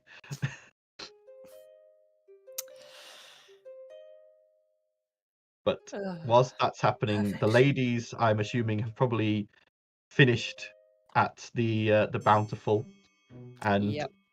are now. You know where we have to go now, darlings. Where? The Silk Cheeks, of course. Oh, I've never been there. Is that another bar? It's a bar of sorts. You'll find out. Follow me. He's See giggling the as queue of women. as you get to the Silk Cheeks and you are the bouncer sees you. You see Talia. Roll me an insight check. You're probably the only. You and Vienna are probably the only two still sober enough for this. 24. And you'd be the one to notice. There is a look of recognition, panic, and then resignation that crosses this bouncer's face Aw. as he quickly turns, whispers to someone, and they scamper off. But he lets you in, and you are escorted to a private room. And as you go to this private room, the one next to it does have a queue of women outside it, all dancers. There's looks to be about 10. And you do notice there is a theme. They are all tall, they are all muscular, and they all give off dummy mummy vibes. Vienna, you don't think... Oh, except for one. There is one who does not give off those vibes. There is a small gnome woman. But she is That is good. jacked. Jacked gnome. Let's go. Absolutely jacked. Yeah, there is something odd about that queue, isn't there? I But wonder you if are- any of them are for us. You are pushed into a room. You can hear from the other side the muffled sounds of cheering and music, but it's quiet enough that it's not an issue. As Finri sits and giggles, and you watch as the madam walks in, looking a little perturbed. Well, hello. I wasn't expecting a hen do tonight. What can It's I a get last for minute thing. y'all? It's a last minute plan. I know your establishment's always so fun. Oh, well, we try our best. We've got a few gentlemen that might be available if you're interested. Some ladies too, I'm not fussy. Oh, well, we've got a couple of those available too, obviously. Anything you're particularly hankering for? Well, What it's you think, Finri's Vienna? night. It's Yeah. Finri's night. So, Got any halflings? Oh, we've got the triplets if you're interested. Oh, we They're are so interested. acrobatic. And flexible, And- I hope. Oh, very. And she leaves, and Excellent. about 5 minutes later, a trio of halflings come in, each of them blonde, one with a beard, one with a goatee, and one clean shaven. And they are muscular, dressed in just pants, which they begin to do effectively the full Monty. They begin doing that dance. Oh, They do good. like Magic Mike, and they rip the pants off, revealing Yeah. just, posing pouches, as they begin doing acrobatic tricks and dancing around Finri. And Finri is getting more and more flustered as time goes on. Xandal, Another as this is drink. all going on, Drinks. one Just dummy kidding. mummy after another has come into this room. You have received multiple lap dances. You have been slipped addresses. You have been slipped underwear. You have been slipped many a thing as this has all been going on. You are the book has just been throwing up page after page after page. And as this evening is about to reach its climax, in the other room, as the halflings rip off their posing pouches, Finri gasps in shock and accidentally raises her hand, firing a guiding bolt, which barely misses, crashes into the wall, bringing the wall down, and the two parties see each other. Xandal, you see Finri and the girls sat there in amazing outfits, but in front of them are 3 naked halflings with their, you can only see their butts, but you assume probably something interesting showing at the front. In the meantime, Finri sees Xandal currently with a jacked gnome basically like sat on his shoulders, pressing something into the back of his head. Well, this is awkward. I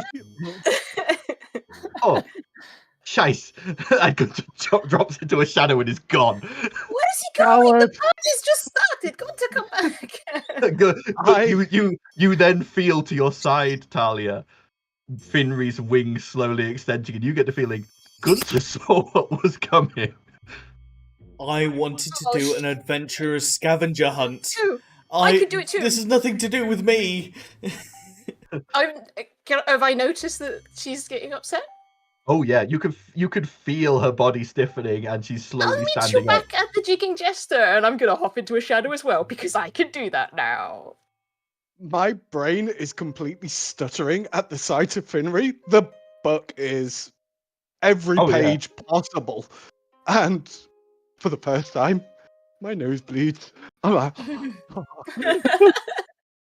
Fiona steps to the side of Finri and says, I think he's actually just found the best show in the room. Roll a persuasion check with advantage. Please work. Yes. 20. You feel Finri's anger ebb, but she stalks through the hole in the wall, picks the gnome off your shoulders, Xandal, chucks her away, picks you up, and you hear her mutter a phrase, and the rest of you watch as Finri and Xandal vanish in a flash of divine light as she teleports them somewhere. Diplomacy. Even when drunk. Let's go. I knew there was a reason I did that. I'm gonna go find good dirt. At this point, I would Chase me around. Blossom will probably be getting very drunk just to forget a lot of this. How's Rook looking? Rook is absolutely sat fine. on the other side looking absolutely fine and just goes, "What?"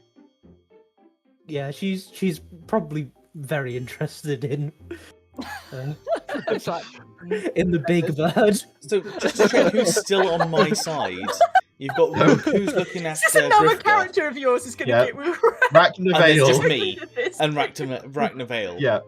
Yeah. And on the girls' side, there is Ert, Helise, Vienna, and Blossom. Shall we just join one room? passed out. So yeah, you know what? Let's join forces. Or should we just grab bottles of drink and go back to the spa? Yeah, let's drink at the Jig and Jester. We all know that's Okay. the best place anyway. You pay up for everything that's happened at the Silk Cheeks, along with the know. damages, but that comes out of Gunther's wallet that he'd left behind in his rush to leave. And you all I'd have return. absolutely done that. Yeah. Yeah, you all return to the Jester, grabbing bottles of alcohol from behind the bar that Rook hands you, and you all head up to relax in the onsen. Blossom probably sprawled all over Rook, trying to Play with the feathers. uncertain whether she's trying to play with the feathers, whether she's trying to seduce him. It's uncertain. Although And then Ambon, there's just Gunter and Talia just bouncing from shadows because they're chasing each other playing hide and seek. Ambon eventually comes and rescues Rook, taking him away. But you all spend the evening drinking, having fun in the onsen. Probably doing catching up with our side and like Vienna's Yeah. telling them what they were up to. And... Halise takes Grifter away, and you don't see either of them for the rest of the evening. I think Grifter's That's my too girl. far gone. Ert Grifter's too far gone. goes to see Wilma, taking a bottle of that Body Shot liquid with her. I'll just mention the Nice. suits and like the colours of our suits and stuff, and who's got what. Yeah, Vienna will probably say about the girls' dresses as well, like how they like match the morning. Who The day is and- matched with who? Just so I know. So you are matched with Vienna, Gunter is matched with Talia, and Ragnavale is matched with Halise. Okay, cool. Yeah. So, yeah.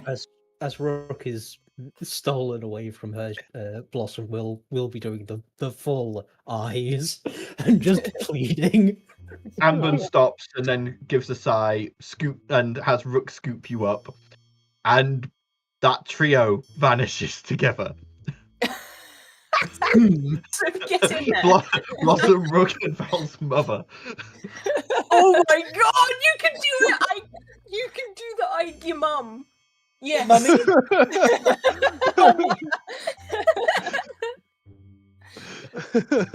We will leave that where that lies. Hell I'm yeah. not going any deeper into that. The next morning comes, and Yeah, it does. Yeah. Oh, Does it does. exactly that. Multiple The times. The next morning dawns, and for many of you, it's sore heads. For some of you, sore other parts.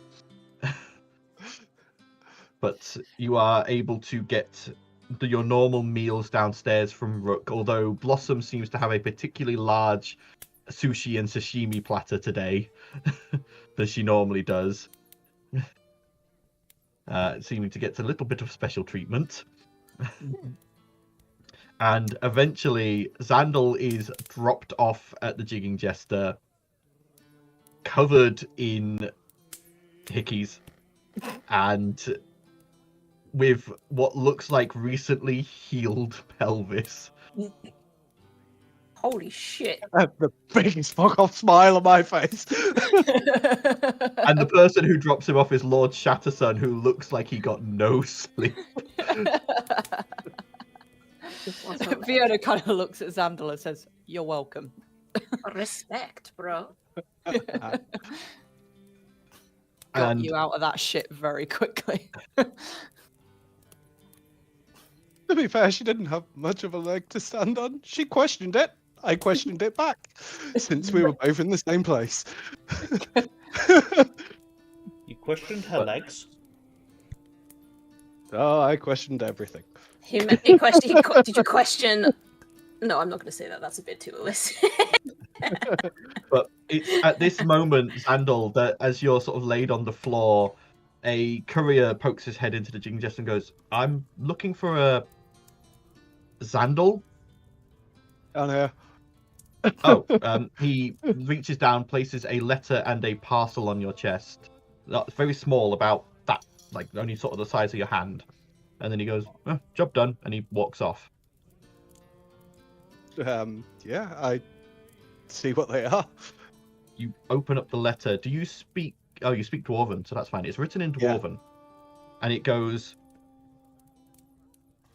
"I felt bad about destroying your robots. Fortunately, I managed to extract the information I needed from this quickly, and I am now on my way to a different material plane, so feel no need to keep hold of it. I remember you saying your wedding was coming up, so consider this a wedding present. Signed, Umbrablade, the Destroyer." Dude. I opened the parcel. Wait, we're And checking you- for traps, Xandal. What the fuck, As you man? open it, you see nestled on a piece of black velvet Emily's personality chip.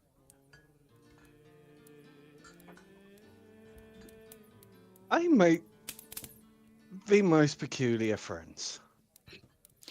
Yes, you do. I explain what the letter is. Vienna's just like, "Wait, I make the most peculiar friends too." I think we all do, to be fair. Yeah. How did this happen? Which part? This. Just everything? I don't know. Yes. Right? The threads. Oh, I think I'm still drunk. Rook, have you got any water? Rook just puts down a big pitcher of ice water. And as you look at Rook, there are a few patches on his neck where his feathers are thinner. And as Blossom is eating, she coughs up a black feather. Blossom, do you have some gossip for me? She's like, "Nope." Oh, come on! Cat got your What can I tongue? say? By the way, you haven't seen Amber this morning. Normally she's helping Rook, but she's not been visible this morning. Right. And also Ert and Wilma have not surfaced either, nor have Elise and Grifter. Probably feeling a little rough. Yeah, I imagine there's a kobold somewhere that's probably hanging upside down from a building.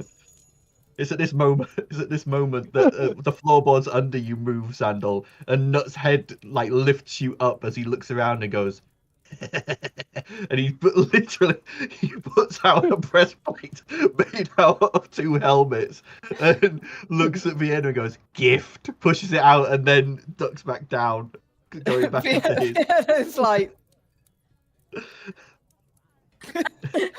Okay, I think he's still drunk. I think they're a little big. Let me try it on. Is it just 2 helmets that have been like meshed together? Literally 2 helmets that have been meshed together, and then he's added like chainmail underneath it. It's like a. I'll try it on just as it's good like to a helmet down the body. stairs or something. Gunther looks and goes, "Well, that's a new uniform for the guards. Not sure it'll catch on." I thought it was just a new uniform for later. Yeah, looks a bit hard. I prefer, softer. I thought you liked it hard. Well, I do like it hard, but if you're going to pull my head into those, I'm going to get a concussion. Yeah, maybe not. Right, more water. But as the day goes on and you recover from last night's frivolities, I feel, before I lose my sanity, this is probably a good place to end. The only thing I want to do more before we end is I want to do a sending to the drunk guys that are on a pub crawl to check that they're okay. Yeah, Maybe okay. add to your own. Well, don't add to your own pub crawl. Eventually, you have to go and wake Ert for that, and That's doing fine. so, you see things We that you start probably next didn't want to see. Yeah. But yes, she is easily able to send that sending, and she does get a response. She says, "They say, well, Dron says his mage friend was killed, so he's not been able to send any sendings, but he is on his way back to Maham." Oh shit. Tell him to come straight to the Jigging Jester. We'll make sure there's drinks there for him. Okay, that's sent. But that is, I'm ending the session there. Yeah. Yeah. Paddy needs some recovery time. Yes, Paddy Was that does. maybe one of our more chaotic sessions? Yeah, just a tad. Did we? I don't actually think exceed I it? have ever broken Paddy before. I am rather proud of myself right now. I will say that is not how I envisioned this session going. You were supposed to actually get to the wedding, and we were going to do the nice romantic wedding. We could do a nice romantic wedding in the next session. Yeah, I'm It's gonna fine. have to. And You then sent me a message right at the beginning of the session saying plan a stag do. Like it was only going to be this. I said Gunther was planning a stag, wanted you to help him plan a stag do. Like, I didn't say plan a stag do. Hey, this wasn't even planned. We were just like, I let's just just make literally it up. thought of it. Literally, when Yeah, you two said Hendu, I'm like, have they been Oh, reading shit. my messages to Ben? No, I just literally thought of it in the session. Well, it's so- like bridesmaids. It's like the duty of the bridesmaids to do a yeah. Yeah. Oh, right. Well, I hope you all enjoyed that absolute whatever that was. Clusterfuck. Yeah. You're welcome. Yeah. Not sure when our next session will be. Depends on everyone's availabilities and yeah, so on. we'll but plan it. It might be yeah, a last minute thing. I need a bit of planning time anyway. A, for the wedding. B, for everything that's going to come after the wedding. It's Yada like a- yada yada. Plan an actual soundscape for a wedding then. Yeah. Yeah. Time. But until next time, guys, enjoy your own games, which I hope are a bit tamer than that, or not as Chaotic. poor, not as trying on your poor DM. Yeah. So, bye. Bye. See you next time. Bye.